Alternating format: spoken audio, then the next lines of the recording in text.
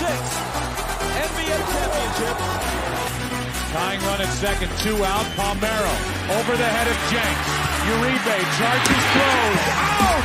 And the White Sox have won the World Series. To the far side around the 8-yard line to Hester. Under it and to the middle with the 15 to the 20. Breaks free of the 25 to the 30 to the outside. 40 midfield. 40 30 to the coast. 20 15 Hester 5. Oh! Touchdown! For the third time in 6 seasons, it's one goal achieved. The Chicago Blackhawks win the Stanley Cup. A little bouncer slowly toward Bryant. He will glove it in front of Rizzo. It's in time. And the Chicago Cubs win the World Series.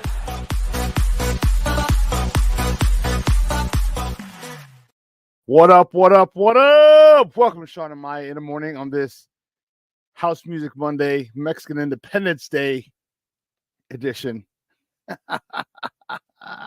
I'm your boy, the SuperBack, Shawn Sierra. Thanks for tuning in. If you're watching us on Facebook Live, well, then I guess you found us on Facebook. And if you're not following us on Facebook, what?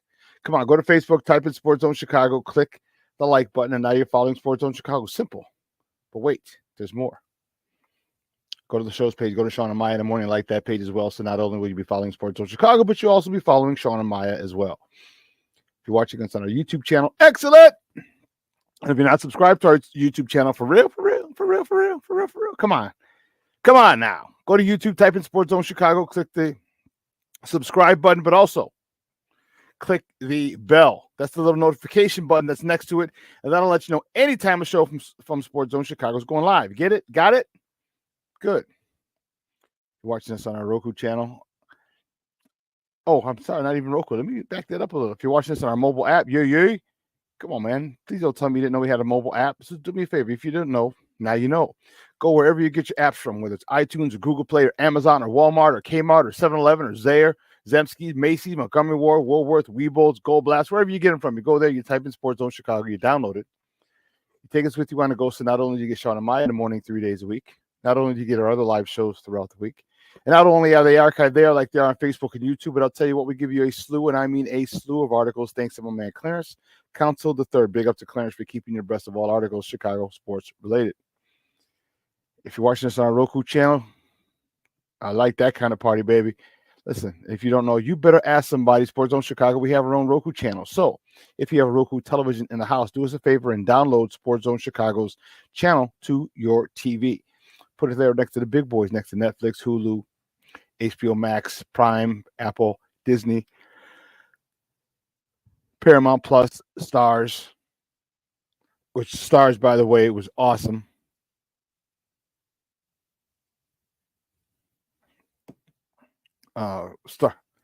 Stars, by the way, was awesome.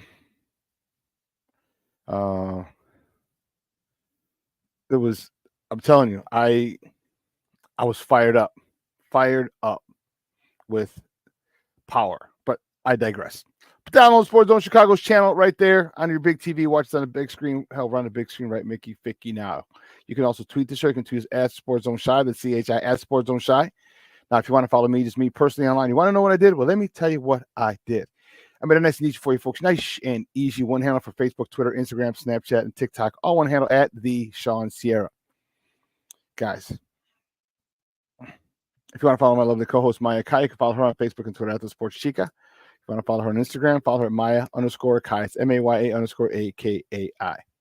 We got a great show, but I need you to get interactive. So whatever platform you're watching us on, whether it's Facebook, YouTube, or our mobile app, leave a question or comment on that platform. It'll come up here in the thread. We'll put it up on the screen. We'll incorporate it into the show, and that is what makes this the best morning Chicago sports talk show around. And that's you. So bring them all, baby. Keep them coming. Questions, comments, smart-ass remarks, because ain't nobody scared over here. As The Rock said, don't sing it, baby. Just bring it. Yeah,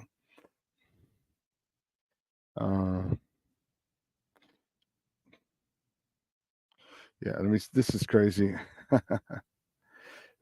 Okay, good.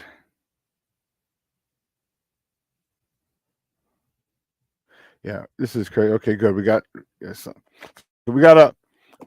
a great show for you. Cole Noble. Yeah, a new guy, a new guest we have. He works for A to Z Sports. He's going to come on at 10 o'clock. at the top of the hour, and talk Bears with us on this football Monday. Unfortunately, it's House Music Monday, Football Monday. Unfortunately, not a Bears victory Monday. Yeah. Let's check out the chat line because it's jumping already. Cornelius Squalls, what up? What up? What up, sports owners? He says, "What sports? Shawn, suit up, man. We need you."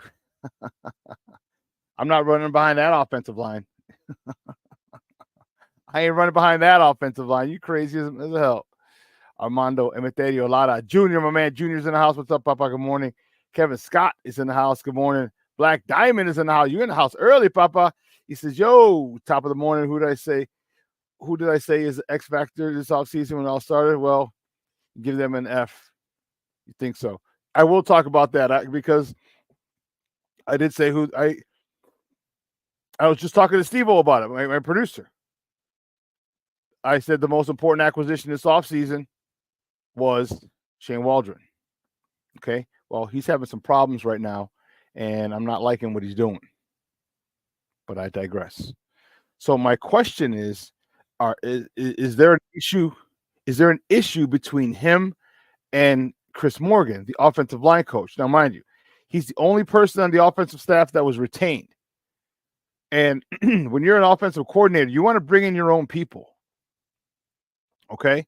You want to bring in your own people. And he wasn't able to bring in his own offensive line coach.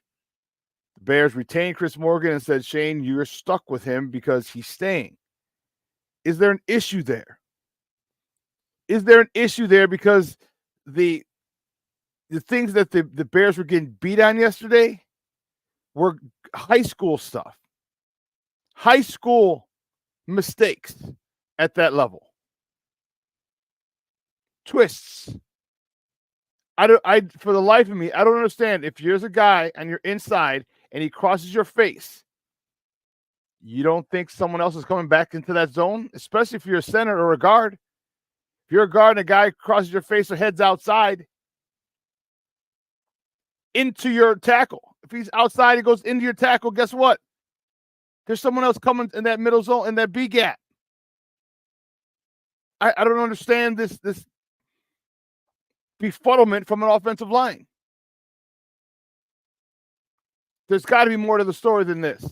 You cannot get to the NFL and not understand if a guy's in front of you, he crosses your face or attacks the guy next to you, your tackle. You can't sit there and tell me you don't realize someone else is coming from somewhere. You can't, not at that level. Hell, they even teach it in grammar schools. Here's your man, but if he goes away, someone else is coming. Sit there. And on one the show, Nate Davis, there was a triple team on the 3-tech, and a guy comes right up the middle of the line on his twist, on a stunt. How the hell are you triple teaming? We're not dealing with Aaron Donald. We're not dealing with Reggie White.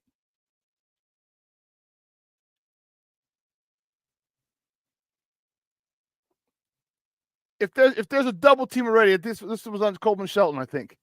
There's a double team on them. You put your hand out. You just put your hand out and you wait for somebody else to come. They don't need you. Because if two men can't handle one defensive lineman, there's an issue. So you just put your hand out there and look, get your head on a swivel. I have no idea what the hell that was about. Sean Walls in the Mickey Ficky house. Good morning on a House Music Monday.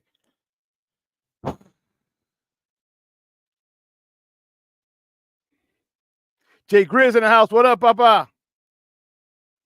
My man Armando says, I can't believe Sheldon did the same thing again on a stunt, left his area and opened the hole for the blitzer to go through. That's exactly what we're talking about, Junior, ain't it? And I know you had to be sick to your stomach as a former offensive lineman. You had to be sick to your stomach.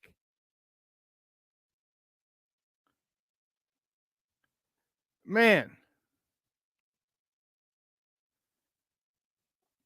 Rashawn Walls in the Mickey Ficky house. Good morning, Papa. Thank you for tuning in. You know, Plank in the house. Good morning, Papa. Thank you so much for tuning in. I appreciate it.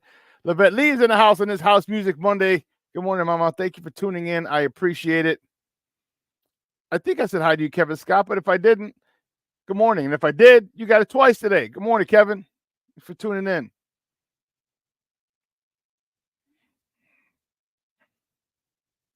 See who else. Jay Grizzly, I want to see Get Off My Lawn Shawn this morning. Yeah, you're damn right. Oh, he's coming. He's warming up in the background. He's in the green room right now.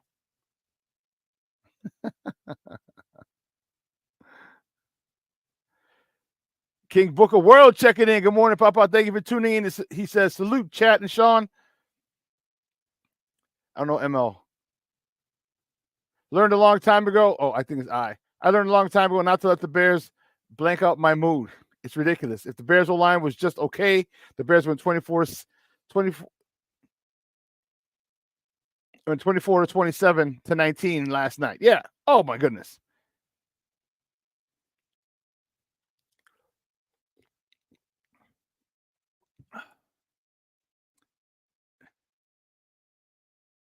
King Booker World. But that falls on polls. That falls on polls. So now here's my question. And I said this last week or 2 weeks ago. So now do you address the offensive line? Now do you address the offensive line?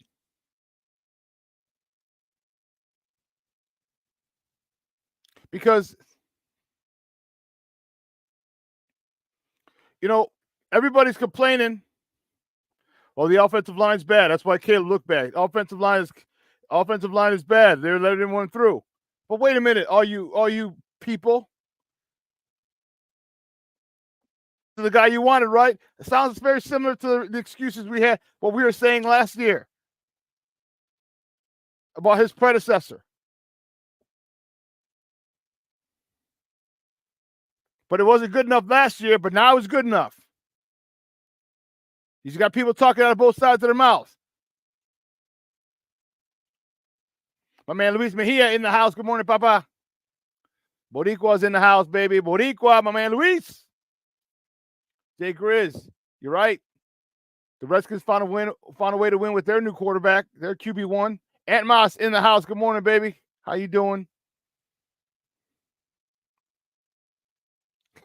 Luis said, jumping in and say hola, but I have to bounce. He's in Cali on grandpa duty. Hey, I hear you, Papa. That's awesome. That's awesome. Spending time with the grandkids. That's awesome, dude. Oh, I appreciate it. Thanks for stopping in, Luis. There's a lot, man. There's a lot. And there's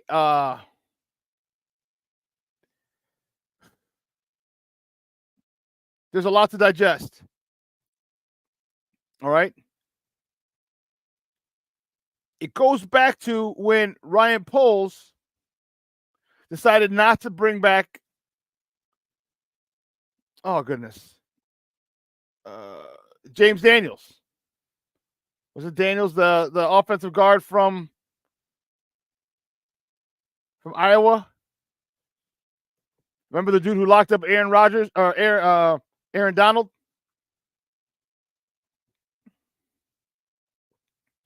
Remember that? He didn't want to pay him, so he let him walk. So now, as good as Ryan Poles has been, and he's been very good, the one area that he's lacking now, he's lacking in his assessment of offensive linemen, which is very ironic because he is an offensive lineman by trade. This also falls back onto, why the hell weren't you getting reps in preseason? Why? Did I not say all preseason I wanted more reps? I wanted more. Didn't I say that? Didn't I say, why are you not taking advantage of the gift that the NFL has given you? They gave you the Hall of Fame game, which you have. So you're starting earlier than everyone else, but you also get to start a week earlier because you had a new offensive coordinator.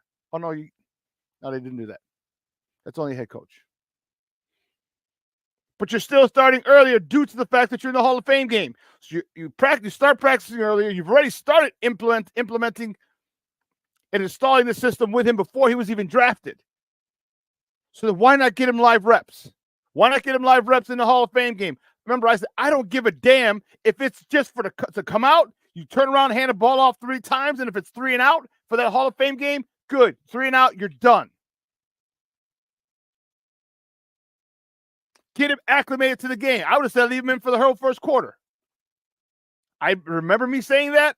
Everyone's like, no, it's a Hall of Fame game. I'm like, okay, stop wasting the gift that the NFL gave you. They gave you extra time with this quarterback. They gave you extra time with this offense. They gave you extra time for them to build chemistry. And you don't use it?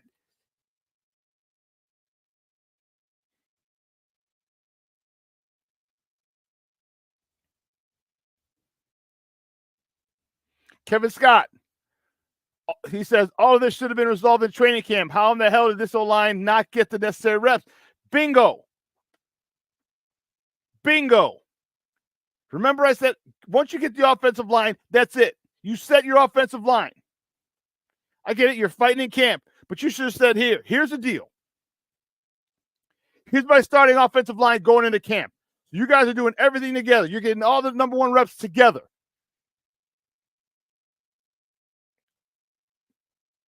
Braxton Jones, tevinjenkins, whoever you decide to center. All right, was it Bates? Bates would have been the guy. Then Nate Davis at right guard, and then Darnell Wright. Unfortunately, injuries screwed everything up.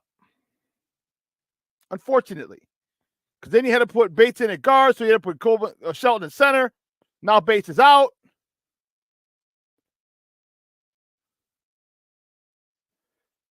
But this should have been taken care of. Jason, UK Bears, good morning, Papa. Thank you for tuning in. This is the first time I believe I've seen you in the chat. Good morning, welcome. Well, good afternoon to you out there if you're in the UK.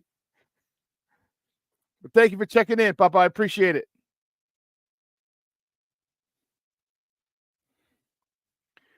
Jason, UK Bears, I think most of us would have been okay with that scoreline a few days ago, but the manner of the defeat and the pounding Caleb ended up taking leaves a bad taste.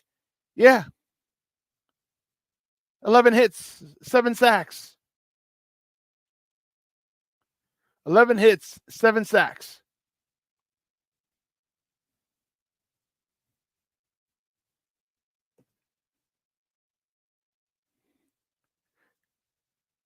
Oh yeah, Jason says it's almost 3:30 over there. 6 hours ahead. Okay. So now, Post, what do? You can't do anything now during the season.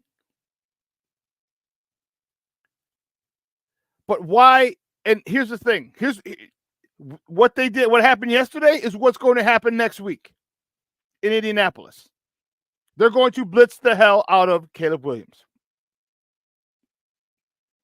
They're going to blitz the hell out of Caleb Williams. So now, what do? You have to anticipate this. Now, one thing that I was yelling about, and I was like, get that short. Okay, you got it going. But when they blitz, keep it going. When they blitz, keep it going. We established a run.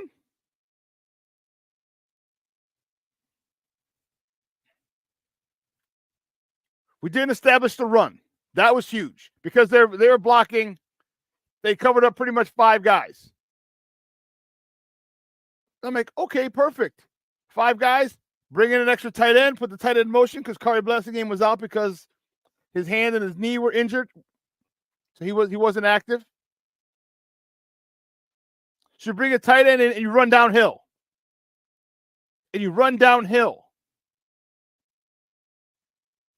So I'm looking like a jamoke right now because I've said all offseason, all preseason, first couple games in the regular season, well, till yesterday, that the most important acquisition this offseason was Shane Waldron. He did well with Russell. He did well with Geno. And I was excited. I said, whether we kept Fields or we drafted Williams, Shane Waldron was the most important acquisition this offseason. And now he's making me look like a clown, like an idiot, because this guy doesn't want to adjust. And what do we talk about? All the things that I said. He's a teacher. He can adjust, his ability to adjust, and now you're not adjusting? What the – why?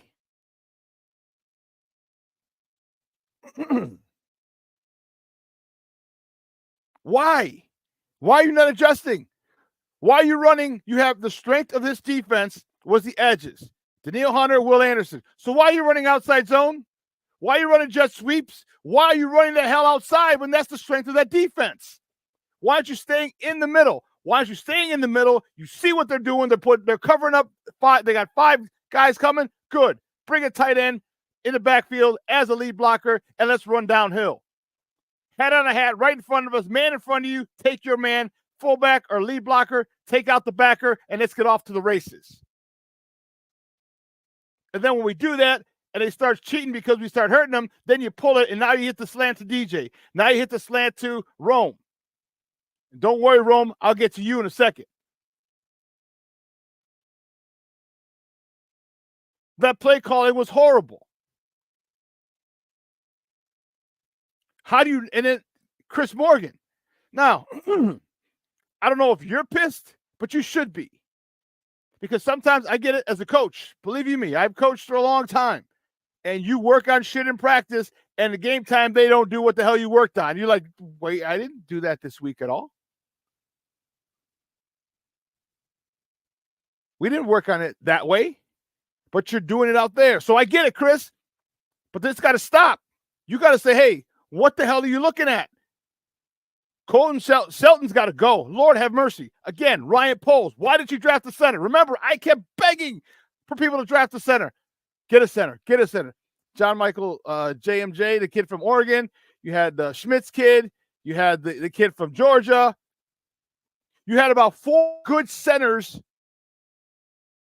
4 good centers in this draft that we could have gotten. So now do you think it's important to build the offensive line, former offensive lineman, general manager Ryan Poles, instead of just signing Nate Davis, who you already knew had issues? Who already knew what you knew when you got him, and he liked to take time off?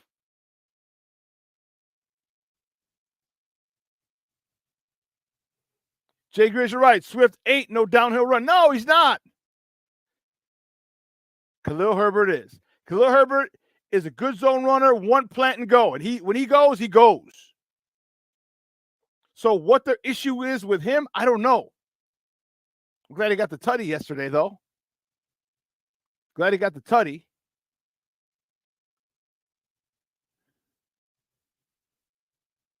Michelle Wallace says, Poles totally ignored the center. Yeah, he did. Totally ignored the center position.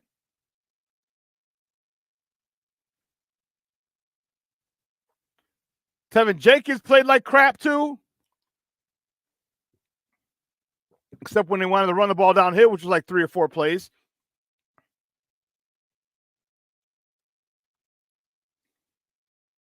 They wanted to run the ball downhill 3 or 4 plays, and guess what? Oh, now all of a sudden they're moving people. But you know what? Let's not go back there. Let's not go back to running downhill because that worked.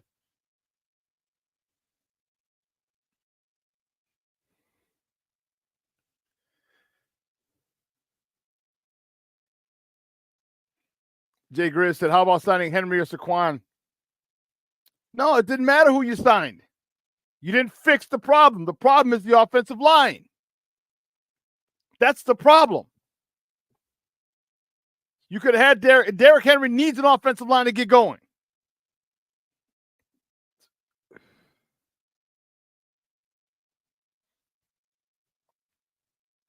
And now it's starting.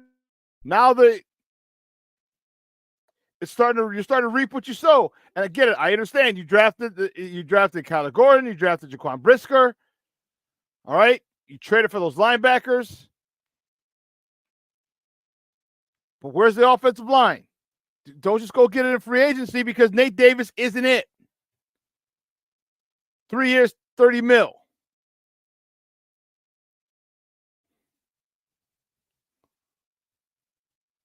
There's plenty of blame to go around. Rome, you got to catch that ball in the end zone. You got to catch the God blessed ball in the end zone. You're the leading receiver in the NCAA last year. First team All-America. Catch the goddamn ball.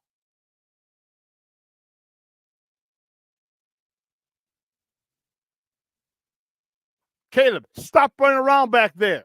You're not Justin Fields. You don't have the ability to just take off. Oh, by the way, guess what? You can't play Superman like that anymore. These defensive linemen are bigger, stronger, faster, and quicker than Utah State. As you found out yesterday.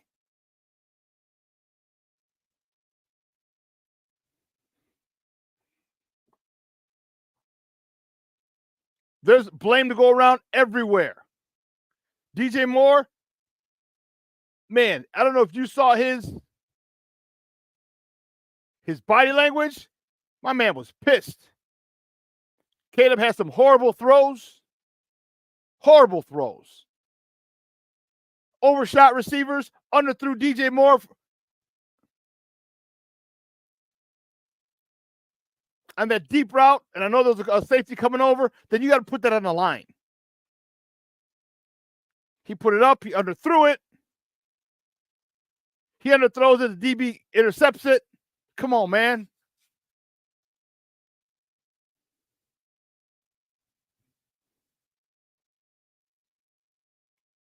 DJ Moore won't say anything. He won't throw him under the bus.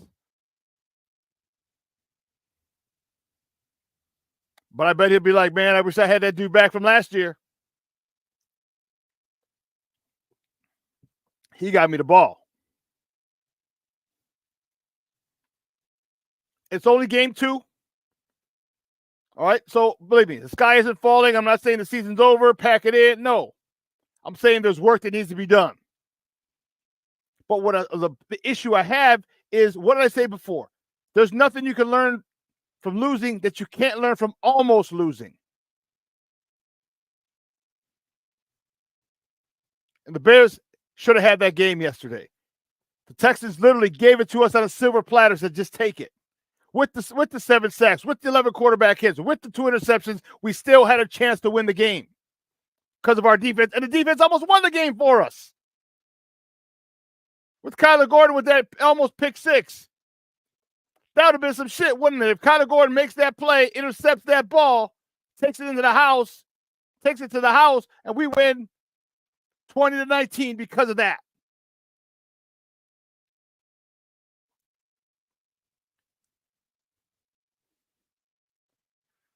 Jay Greer's, you're on point. He says that's what Caleb was supposedly great at, was his pinpoint accuracy. No, yes, it was. His anticipatory throws, his accuracy.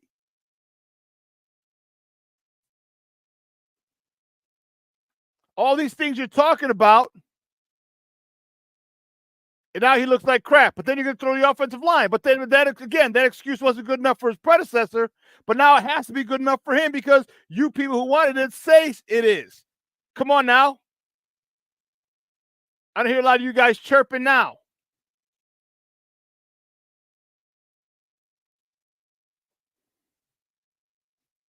Michelle Wall says it puts pressure on the Bears defense. Yep. Kevin Scott, Caleb is seeing ghosts. Yeah, Caleb is seeing ghosts right now. Heck yeah. And this last one, Cornelius Squalls, I was just about to say that. Also, the Bears are still too much shotgun, which is like red meat to a D-line. Stop the shotgun nonsense. Please. What don't we understand? They're killing me, Smalls. They're killing me.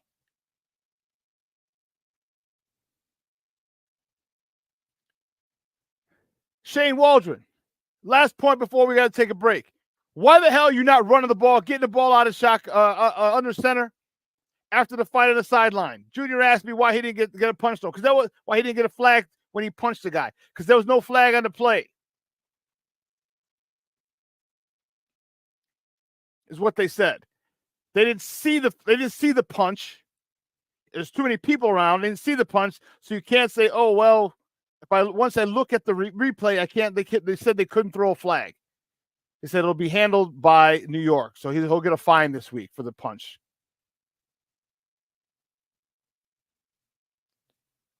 Ant Mas, can we send this episode to the Bears organization? Yes, they need to talk to me. I'll tell you exactly what the hell's going on with them.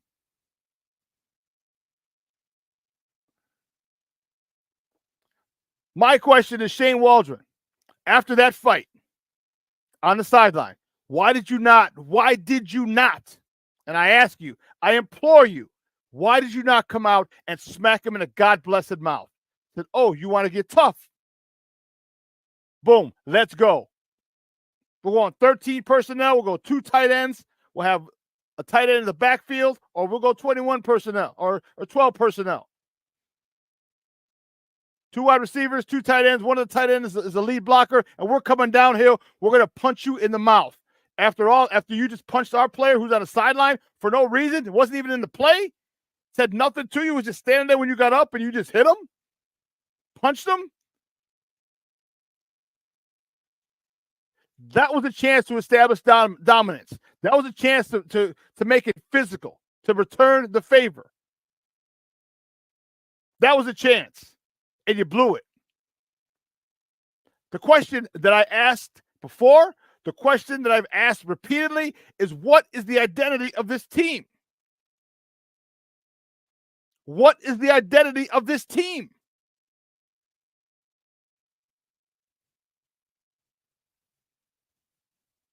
Again, the sky's not falling. Don't think that my passion means the sky's falling, the Bears suck, and they're going to lose the rest of the games. No, that's not my issue. My issue was yesterday.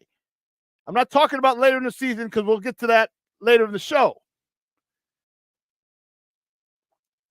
There's point in times where statements need to be made.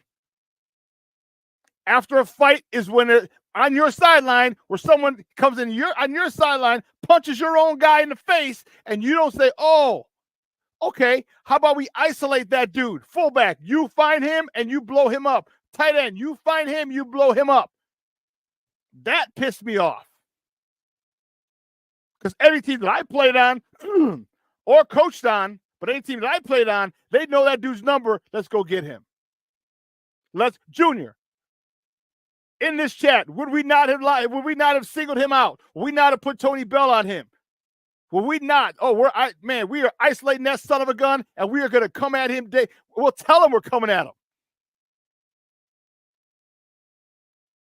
You don't do that to one of our players.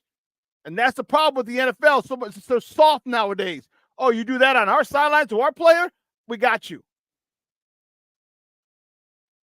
Junior says, we sure would have. You're damn right we would have said Tony Bell on him. Big shout out to my fullback, Tony Bell. We got to take a quick break. On the other side of the break, we will get to the top of the morning topics.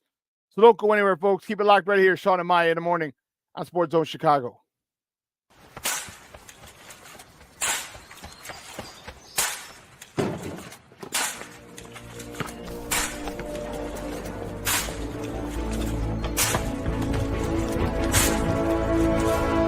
Move it!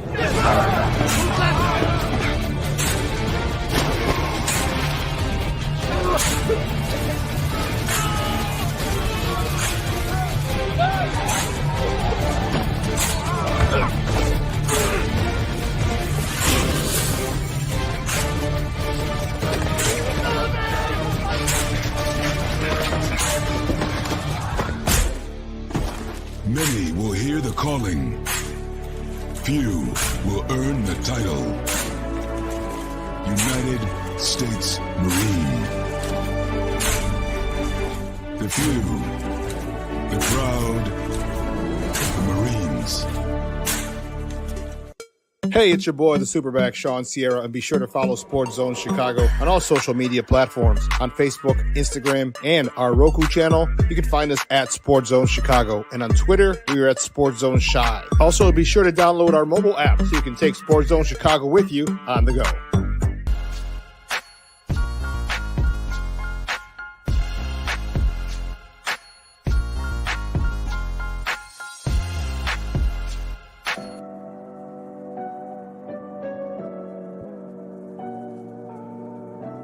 How do you take care of your mind health?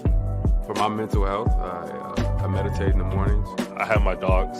They're the best. I just find ways that help me just relax. Finding things that make me happy, like being close to my family. I meditate a lot and read books. I have hobbies outside of the game. I'm able to switch off. I'm able to turn my brain off from the game of basketball. Your mind health matters. Your mind health matters. We are looking for a few heroes, mentors, trailblazers, innovators, a passion to change lives, spark curiosity, open hearts, and awaken minds, help students answer the question, who am I? This could be your calling, but this is no job. It's the journey of a lifetime. Be a hero. Be a teacher. Mental health and learning disorders don't discriminate. 17 million children and adolescents in the United States live with disorders like anxiety, depression, ADHD, and dyslexia. Less than half get the help they need to thrive. Help the Child Mind Institute change these children's lives. Visit childmind.org.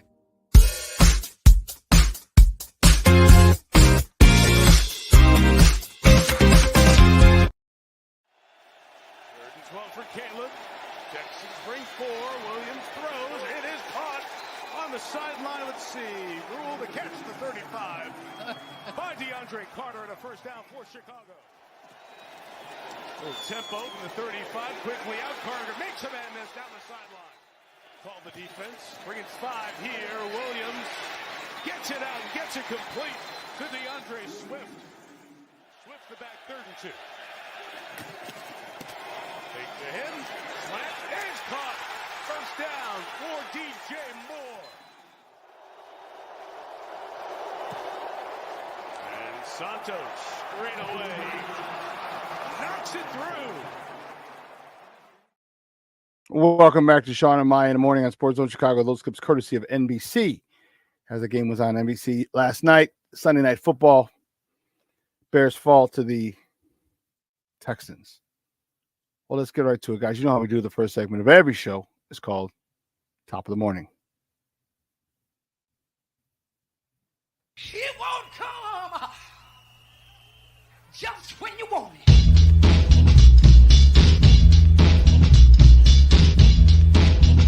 Top of the morning to you.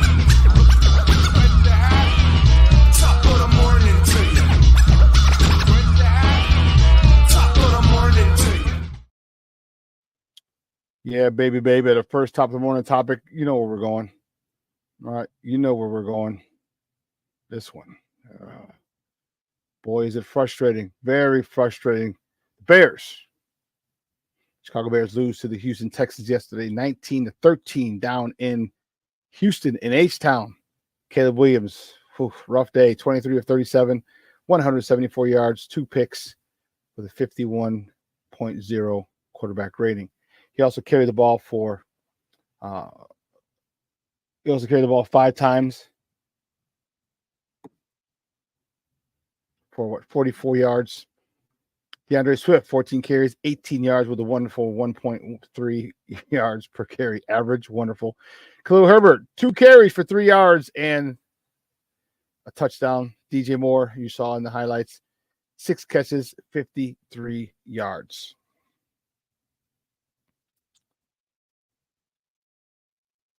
Yeah.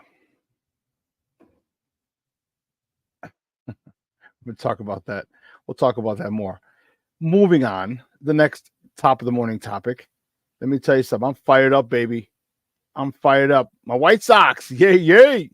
The White Sox beat the Oakland Athletics, the Oakland A's yesterday on the south side 4-3. 1-2 tree. They beat the Oakland A's 4-3 yesterday. Awesome. Shawn Burke got his first major league victory yesterday. He's 1-0. He went 5 innings, 5 hits, 2 earned runs, 2 walks, 5 punch-outs. Brian Ramos, 2 for 3 with a double, his third, a homer, his second, driving in his 5th RBI of the season. Gavin Sheets, 1 for 4 with a homer, his 10th of the season, driving in his 44th and 45th runs of the year. Andrew Vaughn was 1 for 4, driving in his 64th run of the year. Lewis Robert was 1 for 3, connecting on his 16th double, his 2-back, 16th of the season. The white-hot White Sox are now having an extended 2-game winning streak. We are fired up on the south side. And it doesn't stop, but wait, there's more. It doesn't stop. You know why? Because the next top of the morning topic is the Sox travel to Anaheim to face the Angels. First pitch tonight is at 8:38 p.m. Central Time. I don't know. I didn't make the first pitch time. I just report it. I just tell you about it. All right? Damn it.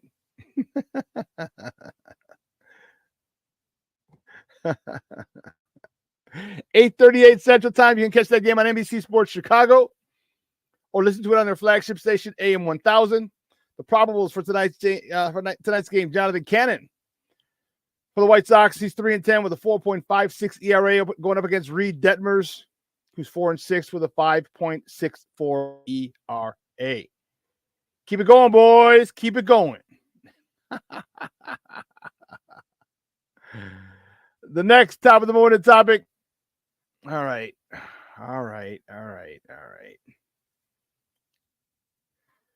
The Cubs, they beat the Colorado Rockies 6-2. Kyle Hendricks, the professor, gets the dub. He's 4-11 on the year. Whew, that's tough. 6 innings, 2 hits, 1 earned run, 3 walks, 7 punch-outs. Michael Busch, 3 for 5 with 2 home runs, his 19th and 20th of the season, driving in 3 runs, bringing his total to 63 on the season. Nico Horner was 2 for 5 with a double, his 32nd of the year, driving in his 43rd run of the season. And Pete Crow Armstrong was 1 for 4 with a homer, his 10th of the season, driving in his 45th and 46th runs of the season yesterday. Good day for the Cubs. But it doesn't stop there. But wait, there's more. The Cubs, they welcome the A's. The A's go from the south side to the north side. The Cubs welcome the Oakland Athletics to Wrigley Field. First pitch today is at 6:40 p.m. Central Time.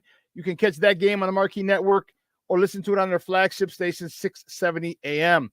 Probables for the game tonight. Joey Estes for the A's is 7-7 with a 4.36 ERA going up against Shota Imanaga, who's 13-3 on the season with a 3.03 ERA. Oh, the warden's gone. Perfect. The next top of the morning topic, man, we were looking for the sweep. Well, I guess we really couldn't sweep yesterday. The Skyfall to the Phoenix Mercury, 93-88. Yeah, it was a tough one. Kennedy Carter led the way with 20 points. Michaela Onyenwere had 18 points, 9 rebounds. And Banham, I forgot her first name, Lord have mercy. Banham, she contributed 17 points, 7 assists.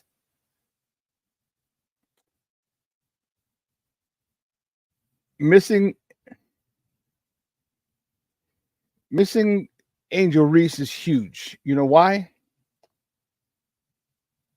And I didn't see if she got hurt, but Camila Cardozo only played 9 minutes, so I'm thinking she may have gotten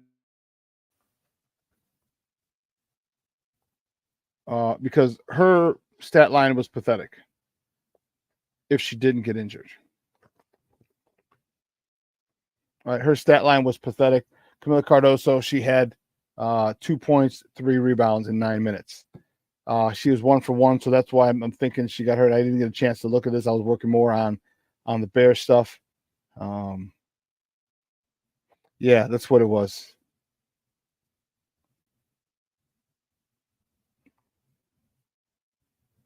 Yeah, so Yeah, so according to Annie Costabile in the Sun Times, it said Camila Cardoso aggravated her right shoulder injury in the Sky's loss to the Lynx on Friday.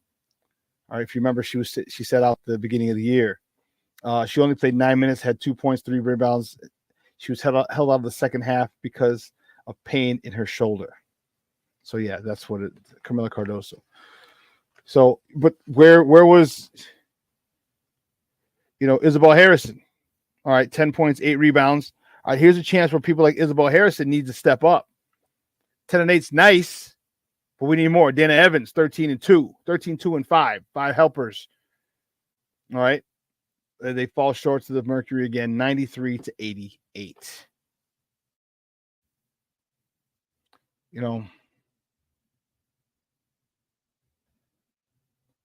Michonne, yes, the Sox finally won a series.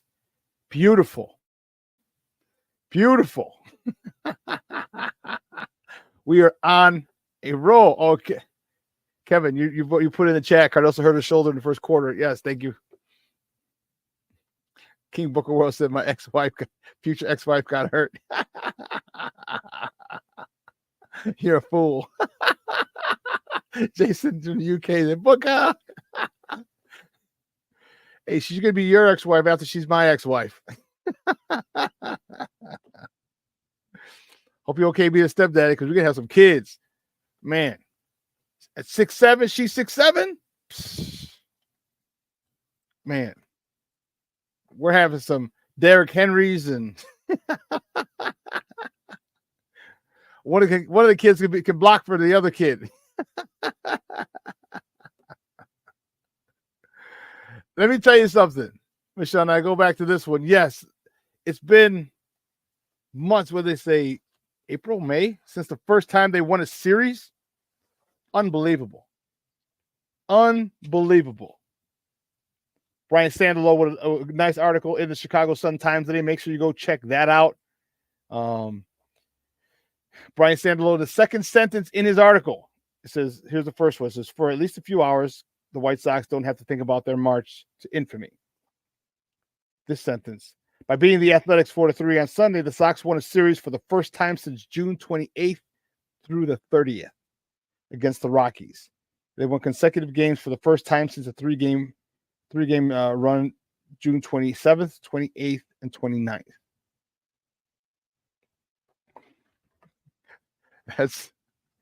That is crazy. Crazy. So the White Sox now have 35-115. So they're 150 games. Wow. 150 games in. 40, 50. 12 games left. 12 games left. Jason, UK Bears says, I absolutely have no clue about baseball or basketball. Never watched any. I'm a football guy. Hey, I hear you, Jason. I hear you. I just played all sports as a kid growing up. And I know, and I'm just a sports fiend. Baseball, football, basketball, hockey. But my main thing is football. But I know all of them very well. So there's 150 games played. So there's 12 games left. 6. Sox got to win 7 of them. 7-3, 6-4. You can go 6-4, and you'll finish with 119 losses, and you won't tie. You won't tie for the worst record, the most losses in the modern day era of professional baseball. Oh my goodness, my White Sox are terrible. Terrible. But that's all right. That's okay. Oh man, we got to go to break in a few minutes. But I want to get back to that what we started talking about, and that's this Bears team. There was a point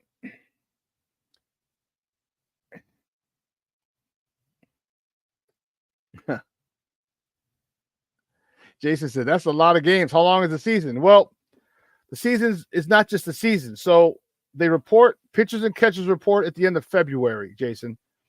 Okay? There's 2 spots in baseball.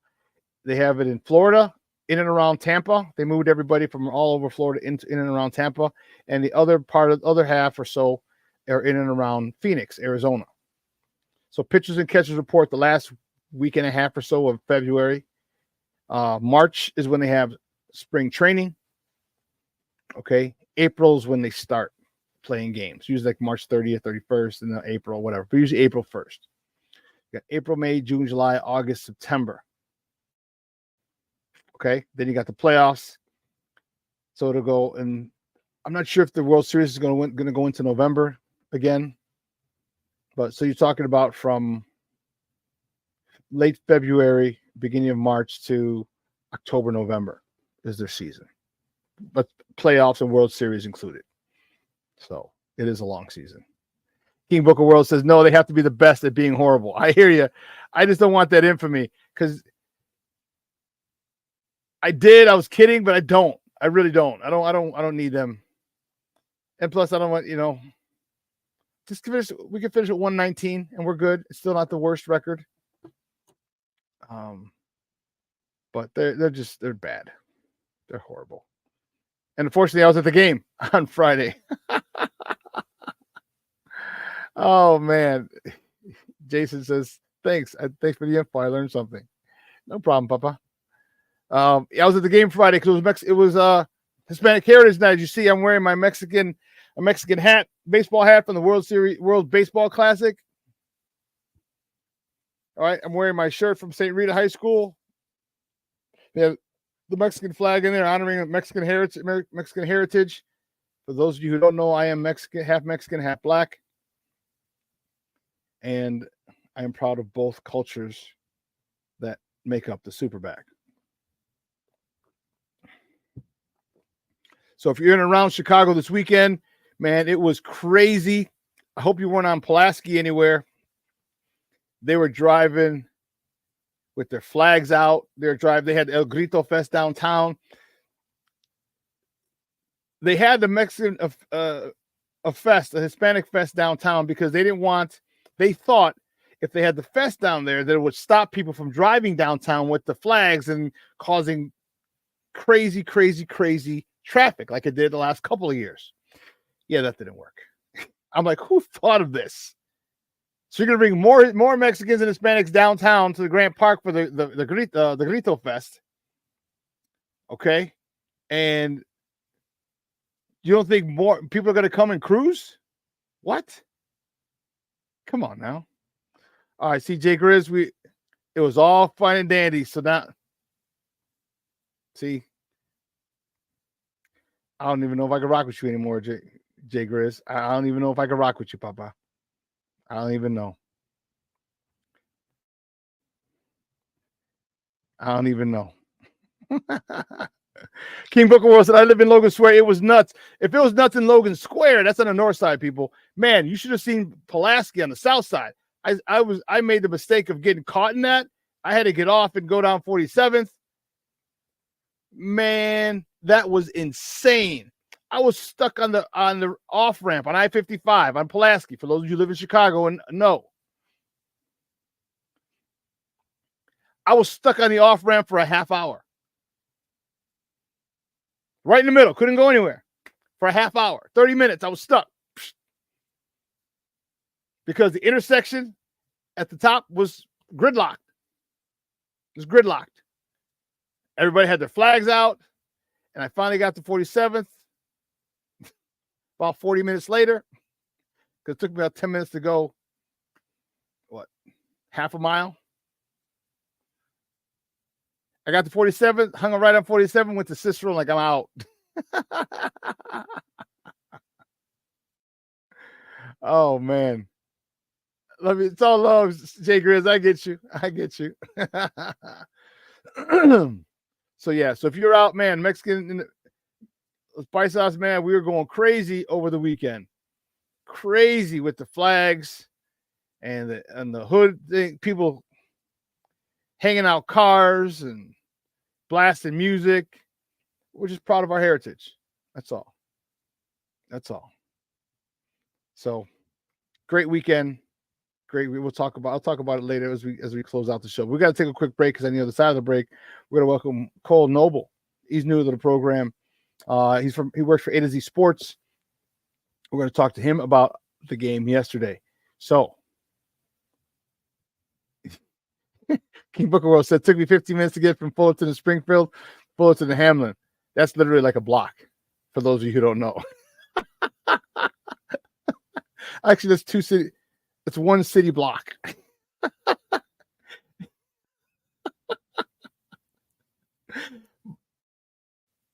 Hamlin is 4,800, 3,800, and Springfield is 3,900. It's one city block. It's like a. I feel you, bro. I feel you. Well, listen, we'll be right back. Keep it locked right here, Shawn and Maya in the morning on Sports Zone Chicago.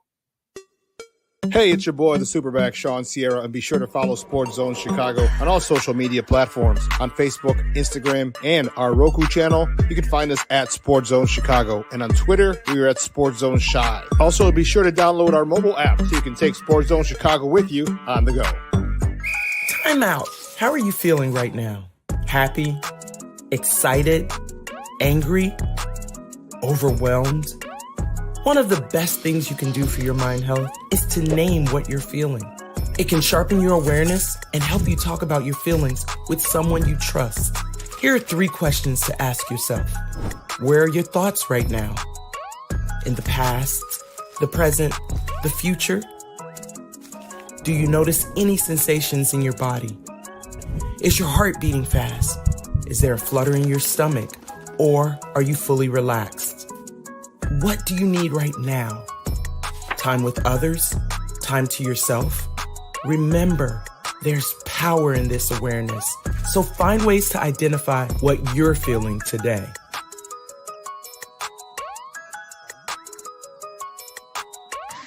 Hi, guys. Hey.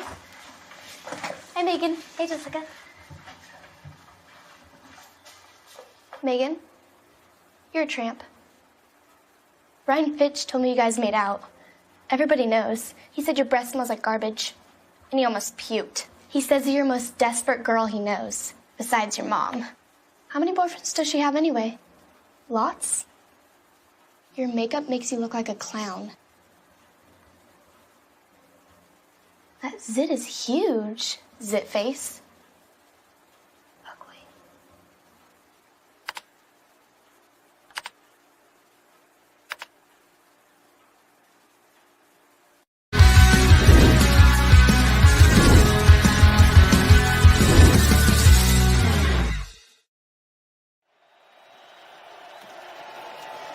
Williams looking to take off. He does. Caleb inside the 5. Puts his shoulder down. Gets towards the 2. About 5.5 games, and none of them have thrown a touchdown pass. It's a give to the end zone. Herbert. Touchdown, Chicago Bears. They did this one-man short here. Nate Davis was supposed to be the lead blocker on the play. He gets tripped up by the penetration, can't get out there, and they still score. Nice drive that time. Nice drive by the Bears. There's the first touchdown. Nate Davis, you son of a biscuit. Welcome back to Shawn and Maya in the morning on Sports Zone Chicago. Those clips courtesy of NBC. Those are the good guys, baby. Our Bears. They took the hard L yesterday, a game that was there for the taking. They took the L 19-13 yesterday in Houston in Energy Stadium, where Chicago showed out. Lord have mercy. Let me tell you, my cousins were down there. So my cousin lives in Houston. His niece, so she's technically my second cousin. She lives in Austin, so she drove to Houston for the game. A lot of my peoples from Output went down to the game. And then a whole bunch of other people on my timeline like, oh, snap, you're at the game too.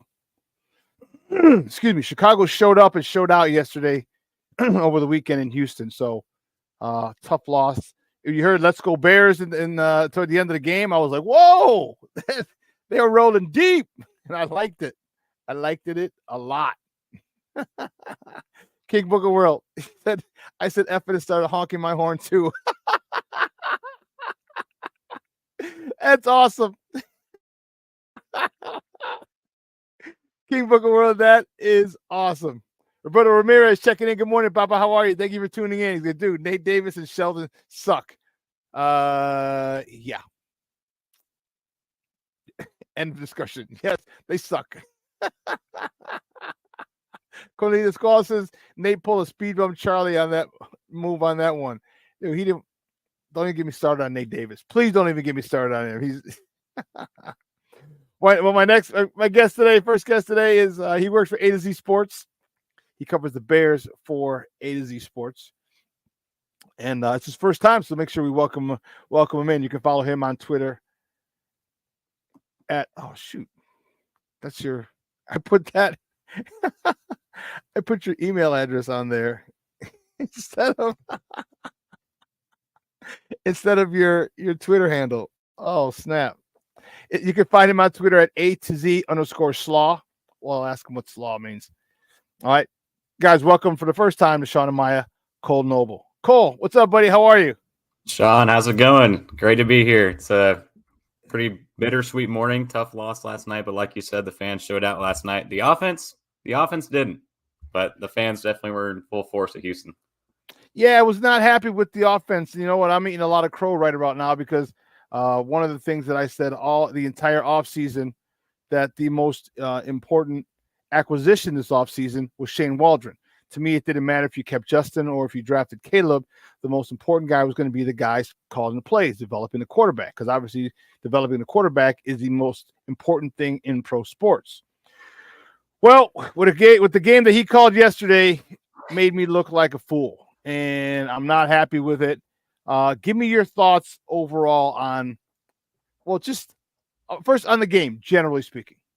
Yeah, I mean, the offensive line's a big concern. I'm sure we've already harped on that already too much, even though it hasn't even been, we're still in the 24-hour window, and the offensive line was bad. Flat out, they struggled all game. They had no push in the run game, but a lot of it is on the play calling. I mean, I expected a lot more out of Shane Waldron. All summer everyone talked about, what this unit could look like. There was going to be some early struggles. We knew that, but I mean, it's a lot of the same thing over and over. And I've been impressed with Eberflus. I mean, the first two games, his defense in the second half has been lights out. The second half adjustments have been there defensively, but on offense, they come out and they're running the same exact thing over and over again, trying to find something that works, and then nothing's going for it there. And, the deep balls, aren't there either. I mean, Caleb Williams can't complete a pass more than 10 yards down the field. Just a lot's going wrong, with Shane Waldron and this offense they're trying to cook up in Chicago. Yeah, and I'm not very happy with, like many Bears fans. This falls squarely in the lap of Ryan Poles. All right, we saw him build this team. We saw him build this, with his first draft 2 picks, Kyler Gordon, Jaquan Brisker. We're like, okay, interesting, but okay. And the first year they had their struggles, but toward the end of the year, Kyler Gordon kind of figured it out. Jaquan Brisker, like, okay, these could be good pieces. The only guy he's drafted, offensive lineman he's drafted that started was Darnell Wright, who I love, who I thought was going to be able to handle Will Anderson. But the combination of Will Anderson and Daniil Hunter on Darnell Wright really did a number on him. But he hasn't really addressed the offensive line since in the draft with a high pick, and that bothers me. Does that bother you? Yeah, I mean, especially as a guy who's a former offensive lineman, he should know more than anybody what it means to protect a quarterback. And, he tried to go out, he really wanted to get Ryan Bates, and not having Ryan Bates, I think, is really going to, make an impact for this team, because they're going to be forced to start Coleman Shelton and Nate Davis going forward. Matt Eberflus said last week, is it going to be an option to rotate in Matt Pryor? And he said no. I mean, last week in week 1, we saw him rotate, Nate Davis and Ryan Bates. And then, after that, shoulder, arm injury he had that put him on the IR, now they're in a bind. I mean, Doug Kramer's not going to come into this game. And, I mean, Matt Pryor looked good in the preseason. Maybe next week, you try to rotate if Nate Davis keeps struggling and try to figure something out there at right guard. But, that was the one big move, they tried to make this offseason outside of, Coleman Shelton. And then, he ended up winning the battle just because of injury. But, Ryan Bates, that is just an unfortunate situation. And the only remedy, they probably could have had with this offensive line this year. Yeah, this offensive line is pathetic. Yeah. as my guy King Booker World said, the Chicago Bears O-line brought to you by Temu. You're on point, good. King Booker World. You're on point. Let's talk to me about Caleb. Caleb is having his issues. All right, he's missed quite a few receivers, underthrown, overthrown, just clear shots he's missed. What do you think the reason is, and what can he do to start hitting these receivers? Yeah, I mean, they're close. If you look at these incompletions, they're so close to hitting and being big plays. I mean, I keep looking back at that incompletion he had to Roma Dunze in the end zone on that slant against Lassner. I think that was more Dunze than him. Yeah, that ball was there. I mean, that you cannot have put that ball in a better spot. I mean, the way the corner had him pressed up, that was the only read on the play, and he put it where only a Dunze could grab it. And 2 hands on the ball, you just got to come down with it. So some of these, misfires and miscues, they're so close to connecting and being big plays for this Bears offense. And the thing I'm looking at is DJ Moore. Last year, one of the best deep ball players in the league and one of the best, vertical route runners. We haven't seen him going vertical. The biggest plays he has are, drags across the field, 10, 15 yards that, he's turning in to, just a little bit more after the catch. But I don't understand why Shane Waldron's not getting him vertical. I mean, we know Caleb Williams has an arm. We saw it during camp. We saw it during the offseason, hitting deep passes to some of these receivers, and it's just not there. And also, I mean, I want to go on this a little bit too, is Tyler Scott. I mean, they talked about a big opportunity they said for him this week with, a Dunze, coming into the game, questionable with his knee injury. You had Keenan Allen out, but Dunze still plays, almost 100% of the snaps. And then DeAndre Carter's out here, getting 4 targets and, I think it was only 3 snaps for Tyler Scott. That doesn't seem like a big opportunity. I don't know what happened during the week that changed that, but it's, it sounded like going into this game that, a former last year's 4th round pick might get involved today.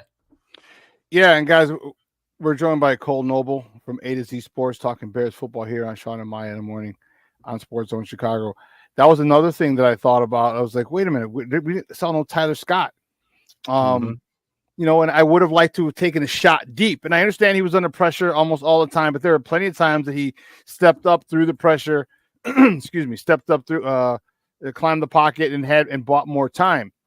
I would have liked to seen a shot deep, and I didn't see very many. And it was frustrating. It was really frustrating. What do you think goes in this week? And how do you think Shane Waldron adjusts next week? Because if Indianapolis, who just played Houston last week, they saw that we can blitz and our quarterback and have success, what the hell do you think Indianapolis is going to do?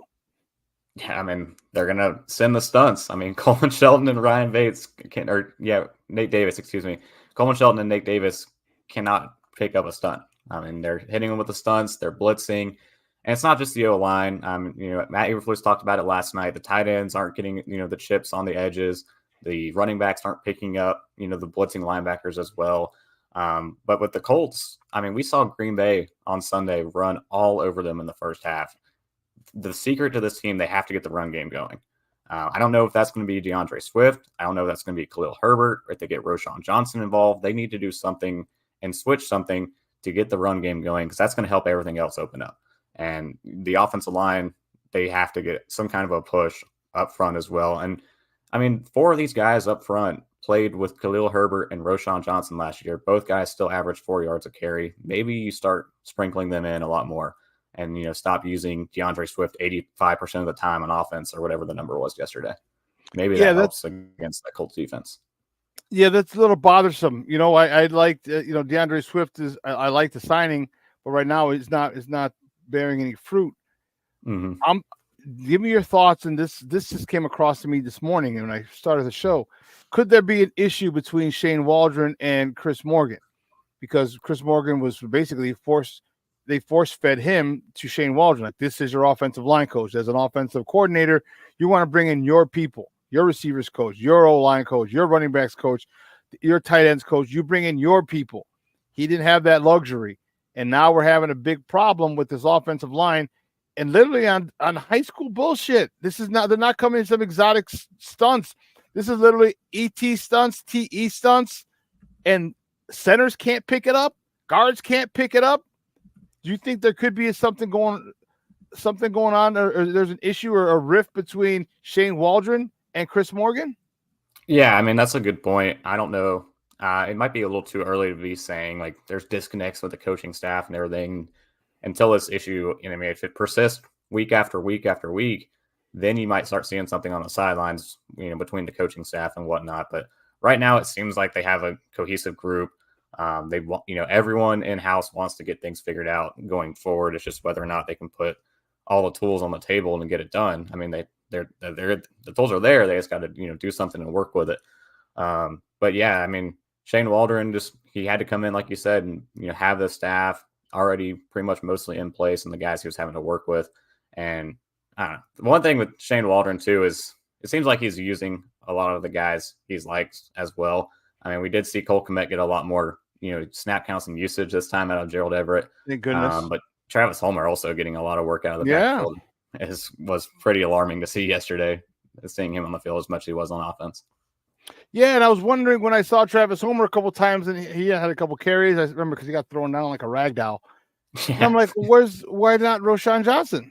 Like, he's dressed, he got punched in the face. So I mean, talk to me about this. And I just went on a rant on this, and I don't know your athletic background or anything, but when there's a fight on the sideline and you have the ball, and that dude takes a swing, my thing is every team that I played on, we would have isolated that son of a gun. Okay. All right, bet. ISO. All right. And we did. I had a fullback. I was a running back. So I had a fullback, and it happened a couple times. Some dude took a swing, isolate him, and fullback, you got the linebacker. You got this dude. You got this dude. Whoever that punk was, we're going to run this play like 3 times. We don't care if we get a first down. We're going at him. That sets the tone.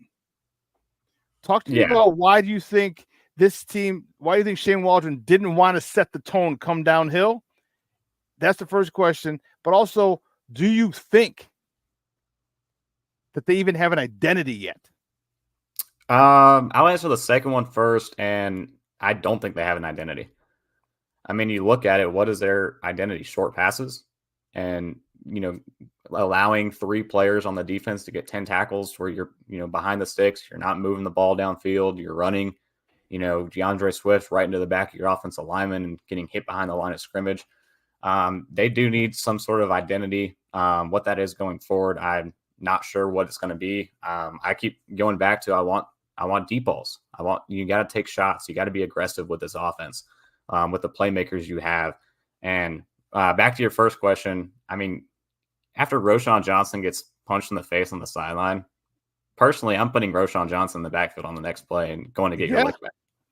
I mean, he's a physical, powerful runner. Put him in the backfield and let him, he's already amped up. He's probably not happy after that play. He's just standing there minding his own business in the middle of the scrum. And, Aziz gets up and just clocks him right in the head. So, I would put him in the backfield a lot more. Put these powerful runners in the game because the offensive line's getting no push, and you're getting a dynamic guy like Swift trying to run behind it who can't. I mean, he's not going to make 4 guys miss in the backfield and be able to make a play on it. So one of the things that I'm having an issue with Waldron is, and I love the DeAndre Swift signing. However, yesterday was a physical game, not his type of game. Why do you think they did not put Khalil Herbert in? We've seen Khalil, I don't think Khalil Herbert's any type of bruiser by any stretch. But when he's a one cut and go, when he cuts and he goes. He's a powerful runner.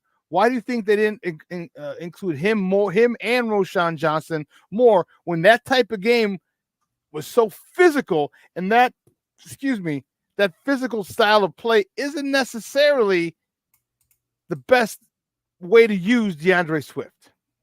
Yeah, I mean, he's out there 66% of the snaps. He played 46 offensive snaps yesterday. And that's just not just that, running back. They're trying to move him around the formation. I can't discredit them. They're trying. They're trying to get DeAndre Swift involved. They paid him a lot of money. They needed him involved. He had 4 catches this week after having 1 target last week in the passing game. That helps. He should be the guy to where he's the dump off for Caleb Williams. He's the guy that, if you get him on an outside run, he can make a big play on it. But inside the tackles, it's been a trouble for DeAndre Swift the last 2 weeks. And they need to recognize that. They cannot just keep running him inside over and over and over when you're not getting any push on the offensive line. He's not that kind of a back. That should go in there and get the hard yards when he needs to get the hard yards. I mean, we saw the touchdown with Khalil Herbert. Like you said, he's not a bruiser back by any means, but still.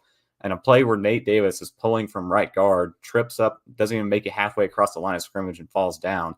And two guys in Khalil Herbert's face, he's still able to make a cut and get into the end zone for a score. I don't know that DeAndre Swift scores that touchdown. I agree with you 100%. I don't think he scores it at all. And that's the thing that bugs me. And what do you think the issue is with Khalil Herbert? Because they haven't used him. Is it just him? Is it just Shane Waldron, playing his favorites? Because Khalil Herbert, if he was the bell cow, and there's not too many bell cows in the NFL anymore, but like he could get 1,000 yards if you gave him the ball. I mean, we could have a running back like with 1,000, another guy with 600-700 yards. That's running the ball. Why do you think they're not using Khalil Herbert? Yeah, the personnel usage by Shane Waldron was frustrating last week, and it's still frustrating this week. I mean, it's hard to understand the players he's putting into place and the players he's not putting on the field as well. I mean, there's a lot of talent on this team that they need to be utilizing, and not just utilizing in the same way. I mean, even Rome Odunze, last week I only had one catch, and it was even his one catch was a tipped pass he jumped up and caught. They're not using him effectively. He only had 2 for 33 today. Last night was good out of him, and it took a public outcry to get Cole Kmet on the field more than 11 or 20 something snaps he played last week. He finally a lot of usage out of Cole Kmet yesterday, and finished with 4 for 27 through the air. So it was a lot better seeing him get on the field as well. But there's a lot of weapons on this Bears team. They just got to figure out, the best way to put them in place and the best way to use each one of them, because, they're not just cookie cutter guys. You're not going to put them in and run the same plays over and over with, the same guys. Guys, we're joined by Cole Noble from A to Z Sports, who covers the Bears for them. We're talking Chicago Bears football here on Shawn and Maya in the morning on Sports Zone Chicago. But you had all offseason. Yeah. Shane Waldron had the entire offseason to come up with plays. If I were him, I'd be like this. I'd be like a sinister villain in a dungeon thinking about crazy-ass plays that I could put up with all the talent I have around me. Talk to me about how important, or if you think, because I'm livid about it, their lack of playing time in the preseason is affecting this group now. Yeah, I mean, the group looked good, from everything that was shown, playing against a strong defense that, is in Chicago all summer long. And, it's kind of the same thing. We saw somewhat of success during the preseason. It wasn't, anything too crazy, especially compared to what we're seeing now. But yeah, I mean, you obviously always with a young quarterback want to see more reps. And, until he gets those reps, the NFL gave us a gift. Mm-hmm. They gave us the Hall of Fame game. So now we have an extra preseason game besides the Texans, of course, but an extra game no one else has. So now you have 4 preseason games to get Caleb, this offensive line in, and you don't play him in 2. No. I mean, you have a rookie quarterback learning a new system. All these players are learning the system for the first time. There's been issues at the start of training camp with, how this offense looked, the plays that were being, drawn up, and then they show up in the preseason, and then all of a sudden you go into the last game and they take everybody out. And then you go into the regular season and still the offense looks lethargic. No one knows what they're doing out there. The offensive line's horrible. The play calls are horrible. Yeah, I mean, definitely the lack of action in the preseason definitely had something to do with this. And I was very adamant about it. And I was livid. And I said, even in the show this morning, I'm like, all you had to do, even if for the Hall of Fame game, even if for Caleb, you got him out there one series. I would have liked the whole first half. Okay, I'll settle for a quarter. But even if it was one series and he turned around and handed the ball off 3 times, 3 and out, that's more time. That's more cadence. That's more practice. That's more live game situations. Then you're in. And I don't understand why they had got that gift and didn't use it, didn't maximize it, And to me, it's bothering me because this offense, hell, they were installing this offense before he was even drafted, according to multiple reports. All right. They knew they were drafting him. His quarterback coach and Shane Waldron are friends. So you know they're installing stuff. Why do you think this thing is so bad? Why do you think this offense? Let me ask you this. Let me switch specifically to the offensive line, not just the whole offense. Darnell Wright had 2 false starts yesterday. It was loud in there. How much of that is on him? How much of that is on Shelton? Because they had to have worked on a silent count. And, Nate Davis is letting him know when to snap, and there's a rhythm. All right, when I get it to you, 1001, 1002, snap. How much do you think that he screwed up and was not snapping it on rhythm? And so how much of those false starts were on Darnell Wright, and how much was that on Coleman Shelton? Yeah, I mean, like you said, they definitely had to go into a little bit of a silent count there. And I mean, there's one play Nate Davis reached over, told Coleman Shelton when to snap the ball, and then Nate Davis is still the one that jumped off sides and had the false start. And he's right there next to the guy, and should be looking at the ball in those situations where in your silent count, that's all you can do. You got to sit there and you just have to look at the ball. You can't go off of what the quarterback's saying, getting ready for the snap. And all these issues on the offensive line, you have to go back to all the ins and outs. Yeah, like you said right there, playing musical chairs all through training camp. I mean, Darnell Wright was out a little bit. Braxton Jones was out a little bit. Tevinjenkins, in and out. He pretty much was in there the most out of the 5. And then the center, I mean, you had the center battle all training camp. It's going to be Bates, it's going to be Shelton. Is Bates going to play guard? Is Nate Davis going to play guard? Nate Davis is hurt all camp. Now he's back in, and they're rotating him in and out in week 1. I mean, there's just a lot of disconnect. They need some consistency, some cohesion on that offensive line. And I mean, reps is the only way to do it. They just have to keep playing with the 5 they have. And, that's why I said, at this point, you can't just say, okay, Doug Kramer, you're playing center. Matt Pryor, we're going to try you at right guard. With Caleb Williams and a rookie quarterback, you can't do that. You just have to keep the 5 you have right now, as bad as they're playing, just because you need some kind of cohesion with that group. So we're going to put the same 5 out there and get Caleb sacked another 7 times and hit 11 times? I mean, why not bring in Doug Kramer? It can't get worse, can it? I mean, yeah, it can. But I mean, at this point, they have to figure it out. These are the 5 that they have to put out there. And, last year playing musical chairs with the offensive line is what hurt, Justin Fields in the unit too. And they just have to grow with each other, the 5 that's out there, and figure things out. And, if it keeps going for another week or 2, then you have to make a move. But right now you have to keep what you have and just hope Coleman Shelton and Nate Davis figure it out on that inside. Well, I won't hold my breath on them figuring it out. So what do you think that Shane Waldron has to do now? Because as I said, Indy's coming. Mm-hmm. Indy's coming. All right. I don't understand how Indy's able to make 3 huge pass plays last week. Excuse me, against the Texans, and we can't get anything more than 10, 15 yards. But I digress.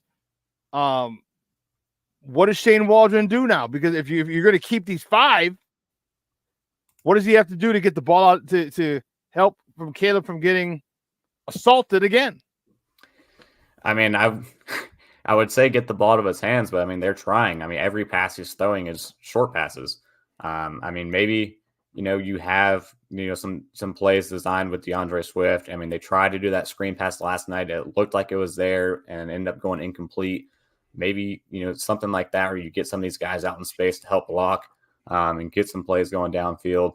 But I mean, it's tough going right now. It's definitely tough sledding until you can get something figured out with this unit. I mean, the shots have to be there. You have to be an attacking offense. I mean, with the weapons you have, the quarterback you have, and, the way he can do it, you have to attack down the field, get these big bodies, the tight ends, hopefully Keenan Allen back next week, attack the middle of the field against this Colts defense.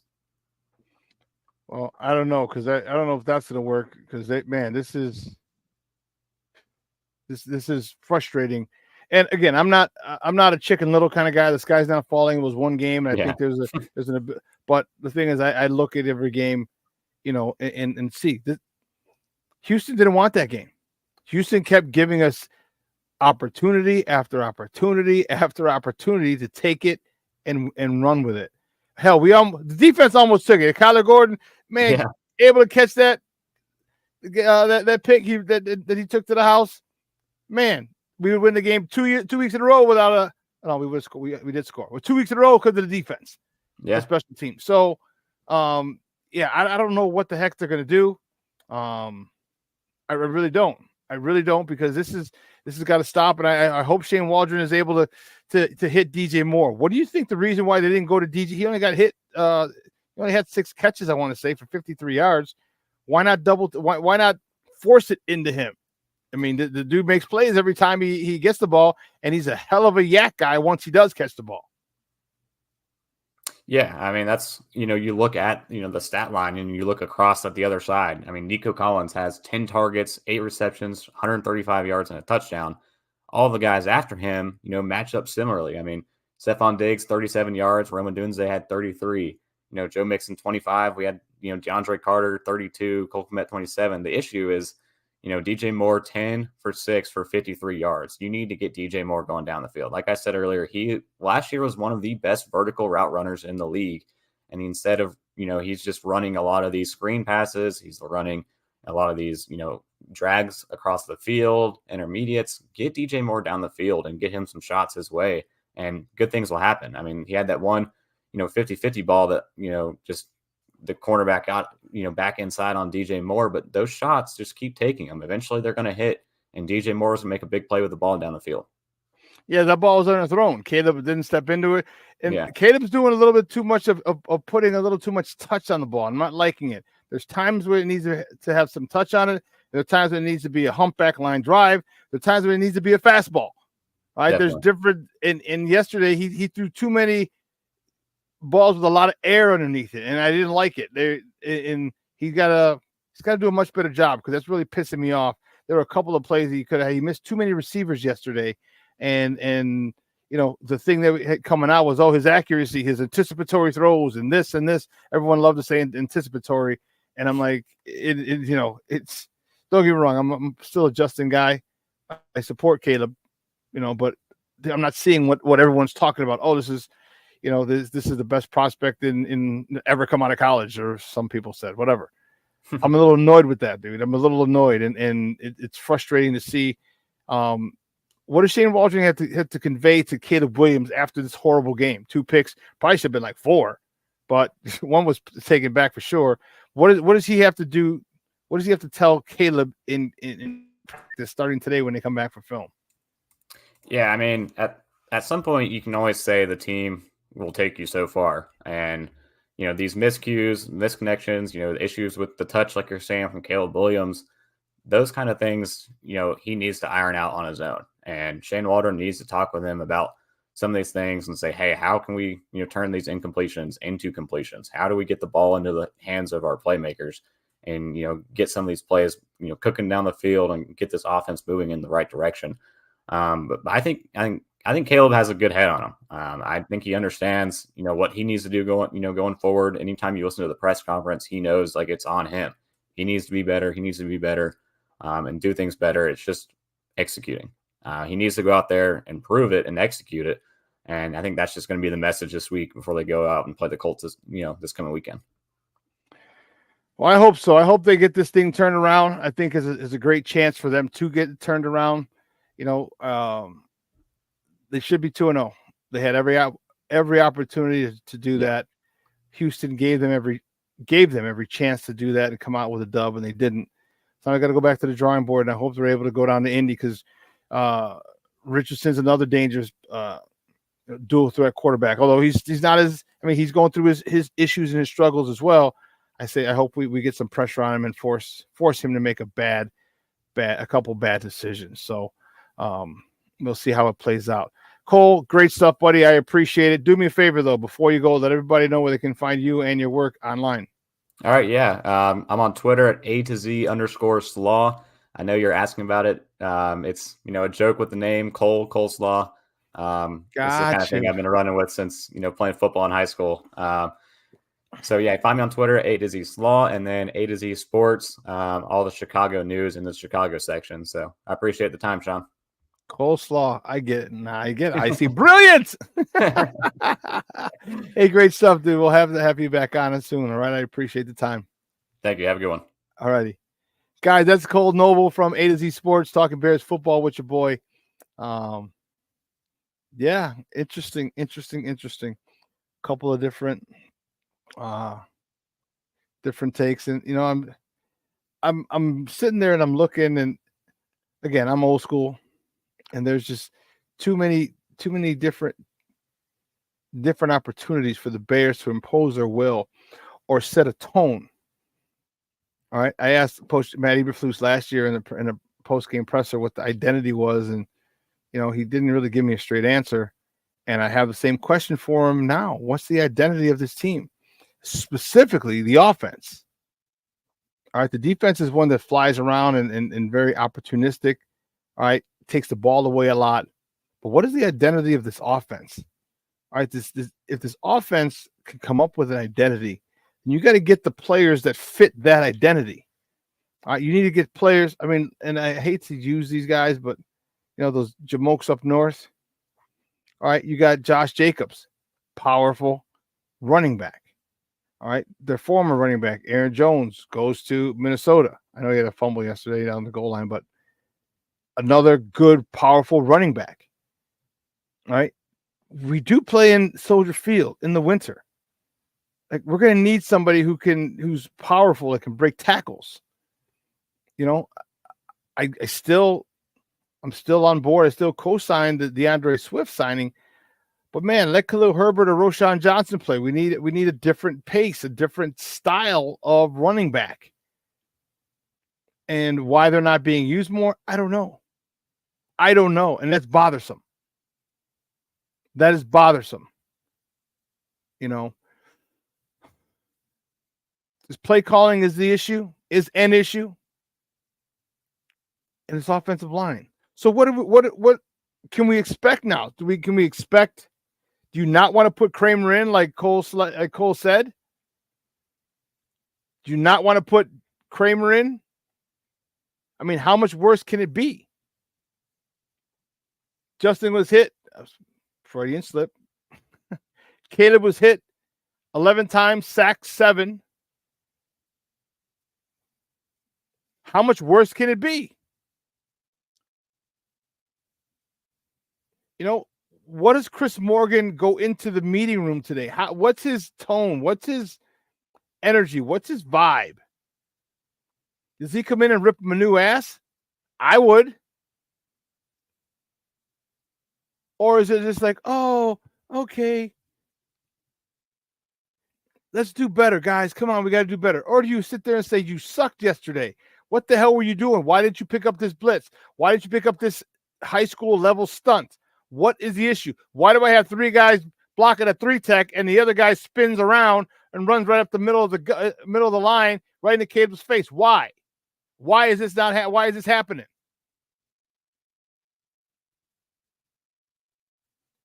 You know, everyone wants to be friends with their players. They want to be friends with their players. And guess what? You're not friends. You got a job to do. And sometimes when you got to put foot to ass, you got to put foot to ass. And I don't know if they're doing that enough at Hallis Hall.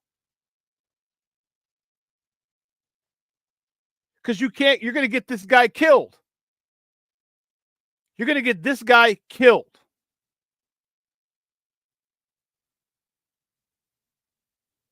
You can't stop 3 guys on a 3-tech, and the other guy just rolls, stunts around, comes right up the middle. No one has the thought process. I got 3 guys on 1. No one else is coming.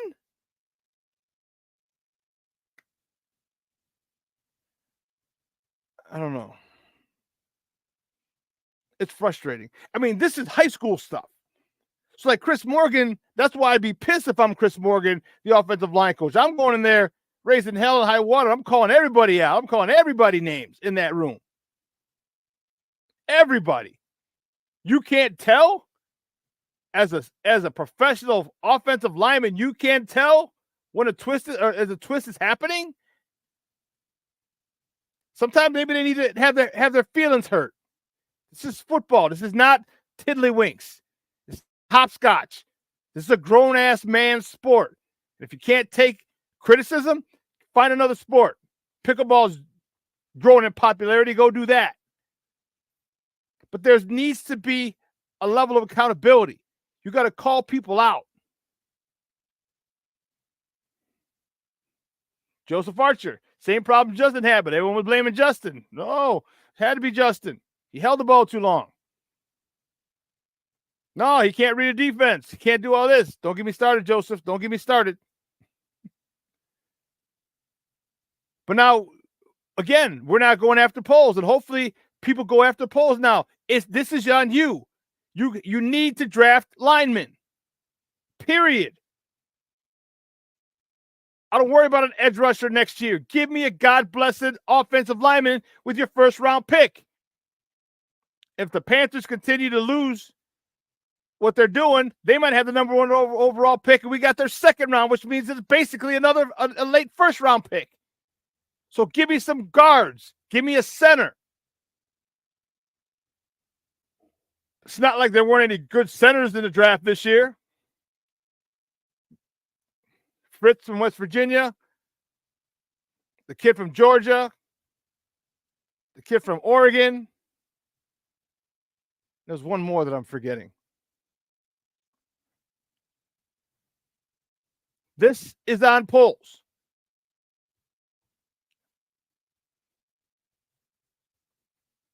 If you build this offensive line through the draft, remember, you got rid of James Daniels. You got rid of him. You didn't want to pay him. You let him sign somewhere else. Imagine James Daniels as your left guard. Imagine Tevinjenkins on right guard next to Darnell Wright. Oh, that's a whole different offensive line, isn't it? That's a whole different offensive line. That's an offensive line with a lot of attitude.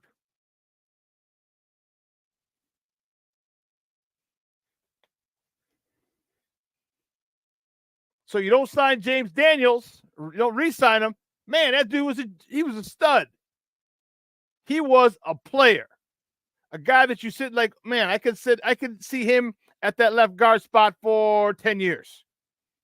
And he got paid like it too. Well, guess what? You should have paid him. Instead of giving this Jamoke Nate Davis $10 a year for 3 years.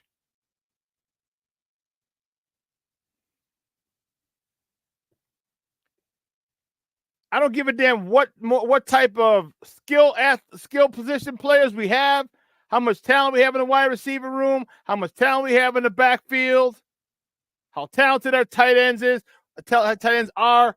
When you get your quarterback hit 11 times and sacked 7, come on, man.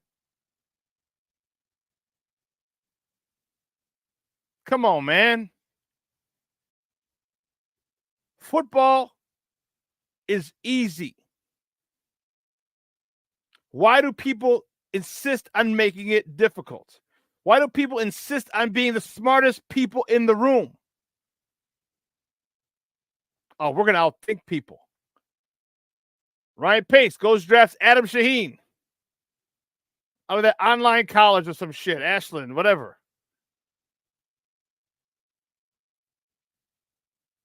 Outthink it. I got to be the smartest guy in the room. Sometimes just be a smart guy in the room, not the smartest. Do what's been tried and true. Get your offensive line. Get your defensive line. You're worried. You've been worried like hell about this other edge rusher. Worried like a son of a gun on his defensive line. You ain't worried about this offensive line? Colton Shelton sucks. He sucks. King Booker Woods, you're a fool. Adam Shaheen from DeVry. You're a damn fool.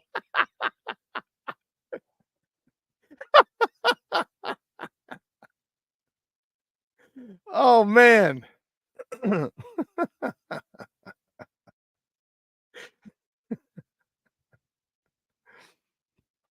Joseph Archer. Joseph said, I said that last year when Poles didn't get Justin no type of offensive line help. I agree.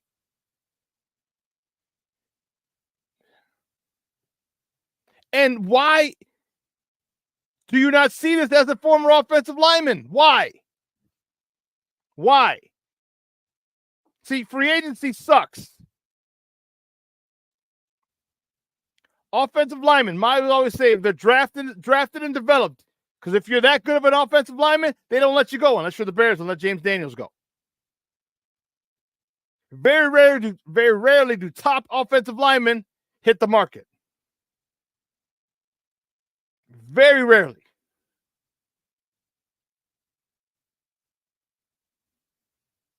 Kevin Scott says, barring injury, Nate Davis and Coleman Shelton shouldn't see another down for the Bears. You're goddamn right, Kevin. You're damn right. Because the attitude and the apathy, the lack of intensity that you play with is embarrassing. It's embarrassing to you. It's embarrassing to your family. It's embarrassing to the program you came from. It's embarrassing to the staff who paid you.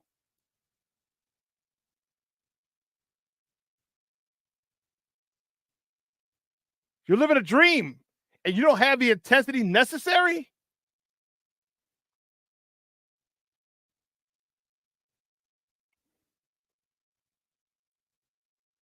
You know, and everyone talked about the, again, I'm not saying, I don't want you to think that I think, oh my God, the Chica Little, the sky's falling. No, but I'll tell you what, I'm looking at the whole picture now. I'm looking specifically at yesterday, but I'm looking at the whole, what does yesterday signify for the rest of the year? Are they just going to all of a sudden get better? Coleman Shelton's going to get a gold jacket now after he watched film and gets a foot put in his ass? No. A season that could have been 12-2, now I have to worry. Come back next week? Okay, good. We beat the Colts? Better. But there has to be changes. There have to be changes made. And it starts up front. I'm not speaking from the mountaintop on some prolific. I'm not pontificating. Everybody knows that. Everyone knows offensive line, defensive line wins games. You don't believe me? Ask Patrick Mahomes when he lost in the Super Bowl. He didn't have his 2 tackles. What did they do? They went and got 2 great tackles. Now he's back-to-back Super Bowl champ.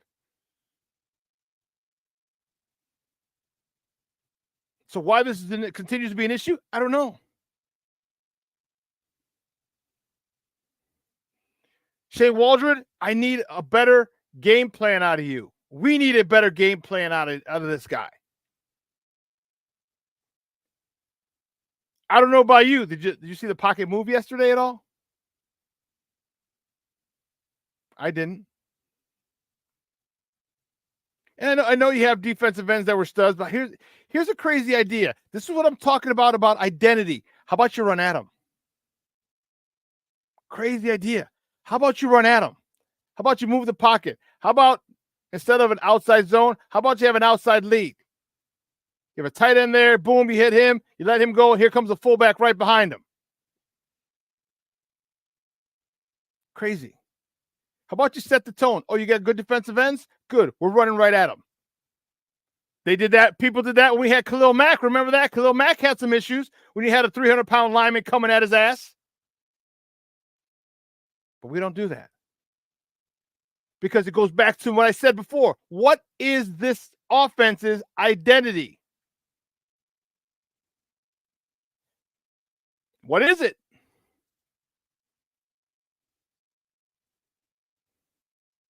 Because I can't tell what it is. I can't tell. Roberto, wait, our fullback was out yesterday. Yes. Cardi Blasting game was out yesterday with a wrist and a knee, a knee injury yesterday. He was ruled out on Friday. Armando Lara Jr. says, the other teams now know we are weak at center and guard. You're damn right. You are damn right. If you don't think the Colts are going to bust up double A-gap blitzes, put pressure up the middle, you're crazy.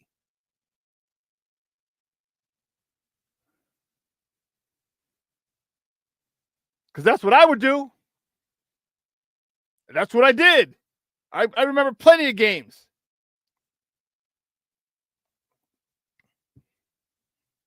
I'll break down film and like, oh, God, this center sucks. This kid's got to know he could barely get the ball back. Snap the ball. His right hand's coming up too slow. Put my best nose guard or my best D lineman on the center. Game over. So if I did it, I was a high school coach. What do you think they're going to do in the NFL? They're going to overload those A gaps. But again, Shane Waldron had the chance to go a lot more power coming downhill, when Nate Davis wasn't tripping over the center. But why not? I need those answers. And if we get credentials for the following game the week after, that's my question to Eberflus. What's the identity of this offense? I'll ask him again, like I did last year.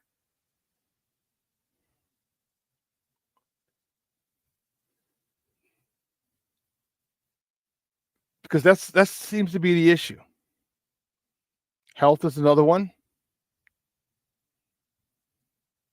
But God bless it. Go draft some offensive linemen with high picks. Was it James Powers Johnson? JPJ? James Powers Johnson. Was that the kid from Oregon? The center, James Powers Johnson. You had Fritz from West Virginia, and I can't think of the guy from Georgia. Like, you had those guys. And let me ask you a question. Did you really need to take Torrey Taylor in the 4th round?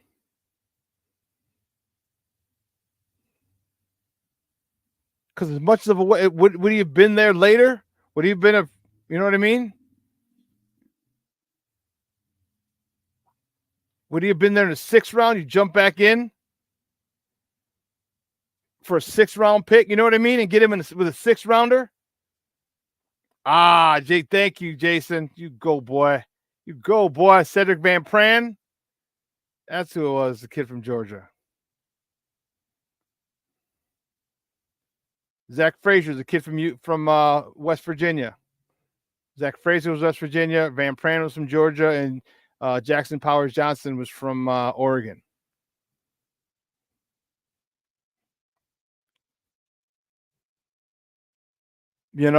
I mean, this is. So now when we all praise his draft, we're like, and I was one of them. Don't get me wrong, I was one of them. I'm not forgetting the fact that I liked the draft too, but now we can't even tell because they've been injured. All right, remember Nate Davis got injured, so that means Bates had to go to right guard and Shelton had to go to center. But Shelton sucks. Now Bates hurt, so Nate Davis is back. Nate Davis has been on iffy ground since he got here. Now he's with a poor center. And it's making Tevin look bad. It's making him look bad, and Tevin's doing a good job of making himself look bad. He's another one who got confused on a stunt. I'm like, come on. Like, how do you to me that is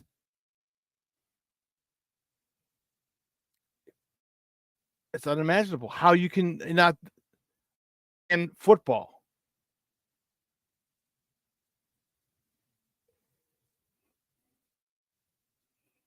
Roberto says, when is the local kid from Hinsdale going to be ready? You think he can help? He's going to be a Kieran Amagaje. Yeah, he wasn't dressed. Maybe he will. I don't know. Roberto. He might be. I mean, a smart kid. He went to Yale. So maybe he can see a stunt when it's happening.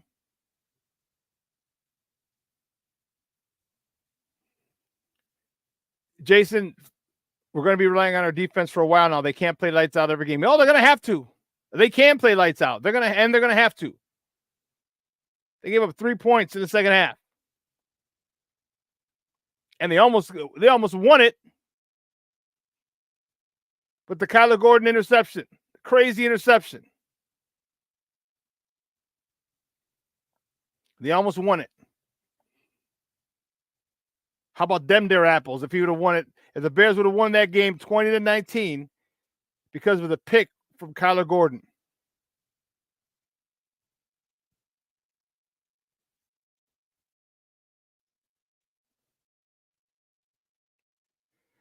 Joseph says the Bears defense can't win all the games for us. We need help on the offensive line. The defense might have to win some games. They won it last week, almost won it this week. I was asking that same question, Joseph. Joseph Archer said, "What's up with Doug Kramer? How much worse can it get? How much worse can it get?" Yeah, Jason, man, we almost had Kyler Gordon almost had that sucker. Almost had that sucker. He gets it. There was no one there. He skipped into the end zone. It would have been 6. Game over. Game, set, match. We win. We walk out of there. Like, how the hell are we 2-0?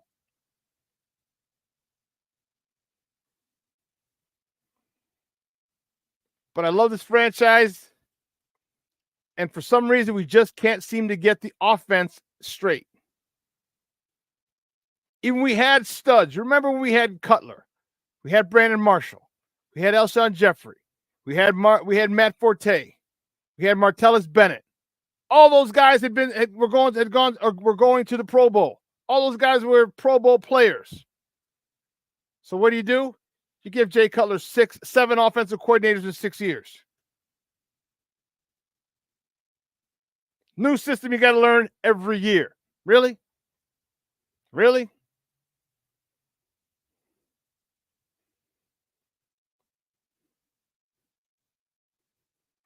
So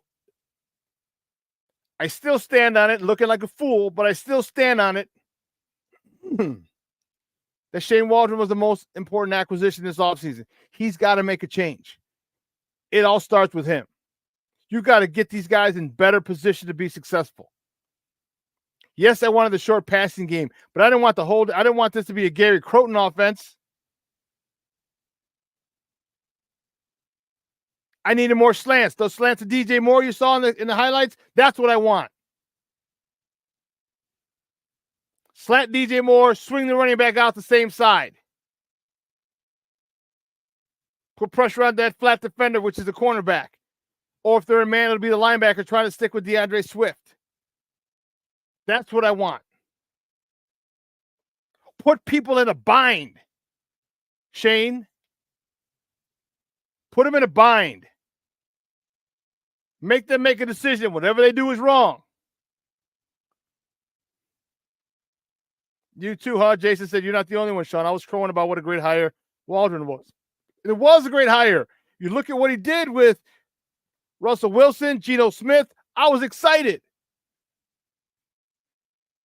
And I did, Roberto. I did say Gary Croton. Remember all it was with damn screens at the sidelines, him and Nagy. Well, Nagy had curls. Screens and curls. King Booker World, I wasn't impressed with Houston. Yeah, I wasn't either. I wasn't impressed with Houston either. Because we had that game. So my thing with this defense, you had enough film. Why did it take you to the second half to become locked down? You had a whole year of film. Same offensive coordinator, same quarterback, most of the same receivers.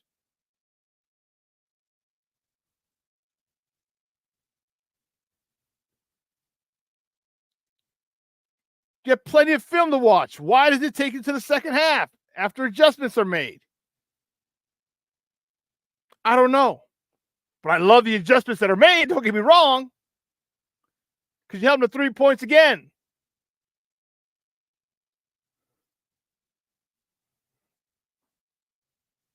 Jason said, Waldron did great with a weak O-line and Geno Smith last year. He attacked all 3 levels, uses available talent well.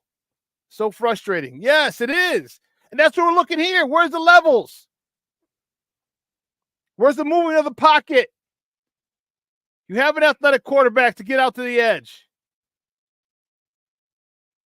Again, this is, to me, this is the lack of identity. Joseph Archer says, why did we keep Trubisky? He had a passer rating of 95.4 with 3,200 yards, 24 touchdowns, 12 interceptions. What happened after that year? Well, he was still running the ball, and they said they want you to pass. They want you to win from the pocket. And so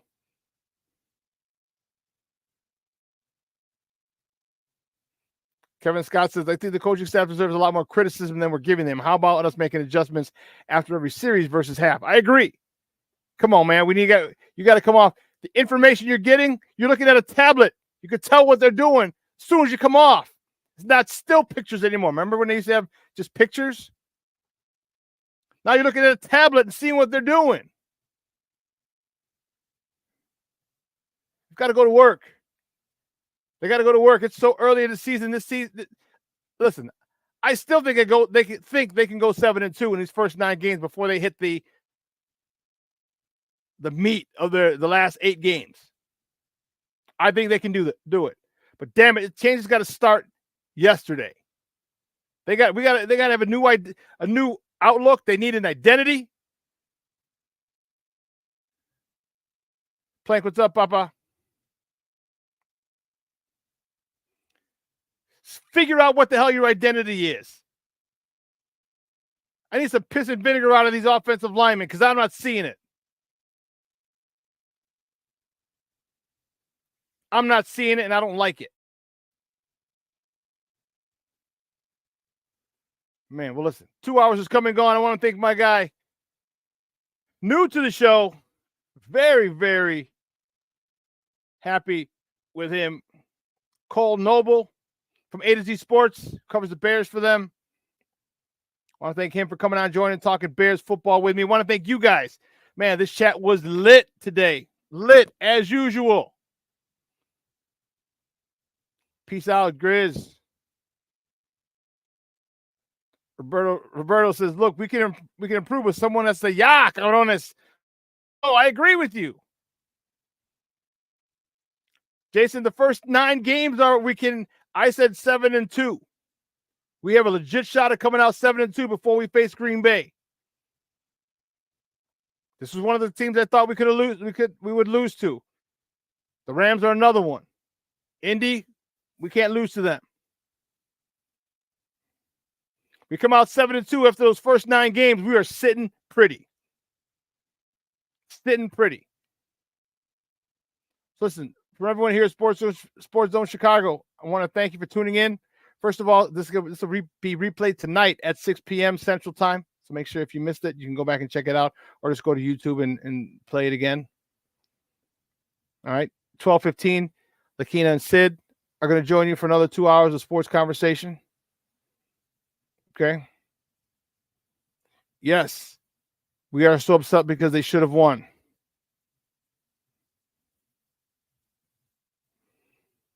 Joseph Archer, all I'm going to say is I was a Justin guy. You're new, and I appreciate you checking us out. So I keep it real here. But I was a Justin guy, and I wanted them to keep him. So, but guys, make sure you excuse me. Make sure you tune in on Wednesday. All right, I'll have more. I'll look at the film. I'll probably have some clips from the game, the replay, and we'll go over them, and we'll talk about them on Wednesdays once I look at the film. All right. So, guys, have a phenomenal day. Make sure you tell your loved ones you love them. All right. The finality of life, of death. I should say the finality of death is powerful. All right. Make sure you have, conversations, text messages. Like hell, this was a great weekend. I spent time with some old friends. Saturday, my friend from college, I hadn't seen her in a while, came in. Yesterday, I spent time with people from my first grammar school. All right, spend time with people you care about. All right, life moves fast, according to Ferris Bueller. If you don't stop and take a look once in a while, you're gonna miss it. Next thing you know, all you do is see people at funerals, and you say, "Oh man, we should stop meeting like this. We should meet other places. We should meet another time, not just here." And you don't really do it. So make sure you do that, folks. All right, I'm out of here. I got to go pick up the warden from CrossFit. Hey, I appreciate all you sports owners. Thank you so much. Again, I'll be back on Wednesday. This gets replayed tonight at 6 o'clock Central Time right here on Sports Zone Chicago. So for everyone here at Sports Zone Chicago, I'm your boy, the Superback. I am out.